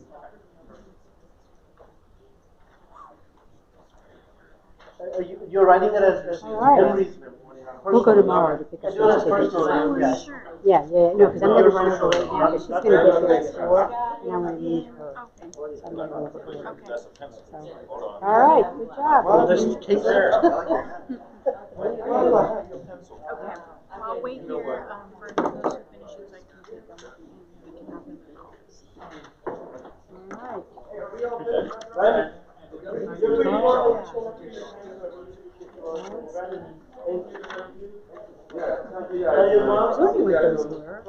Yeah, these are her things. Should I give them back? Should we keep them? And you're gonna keep doing it.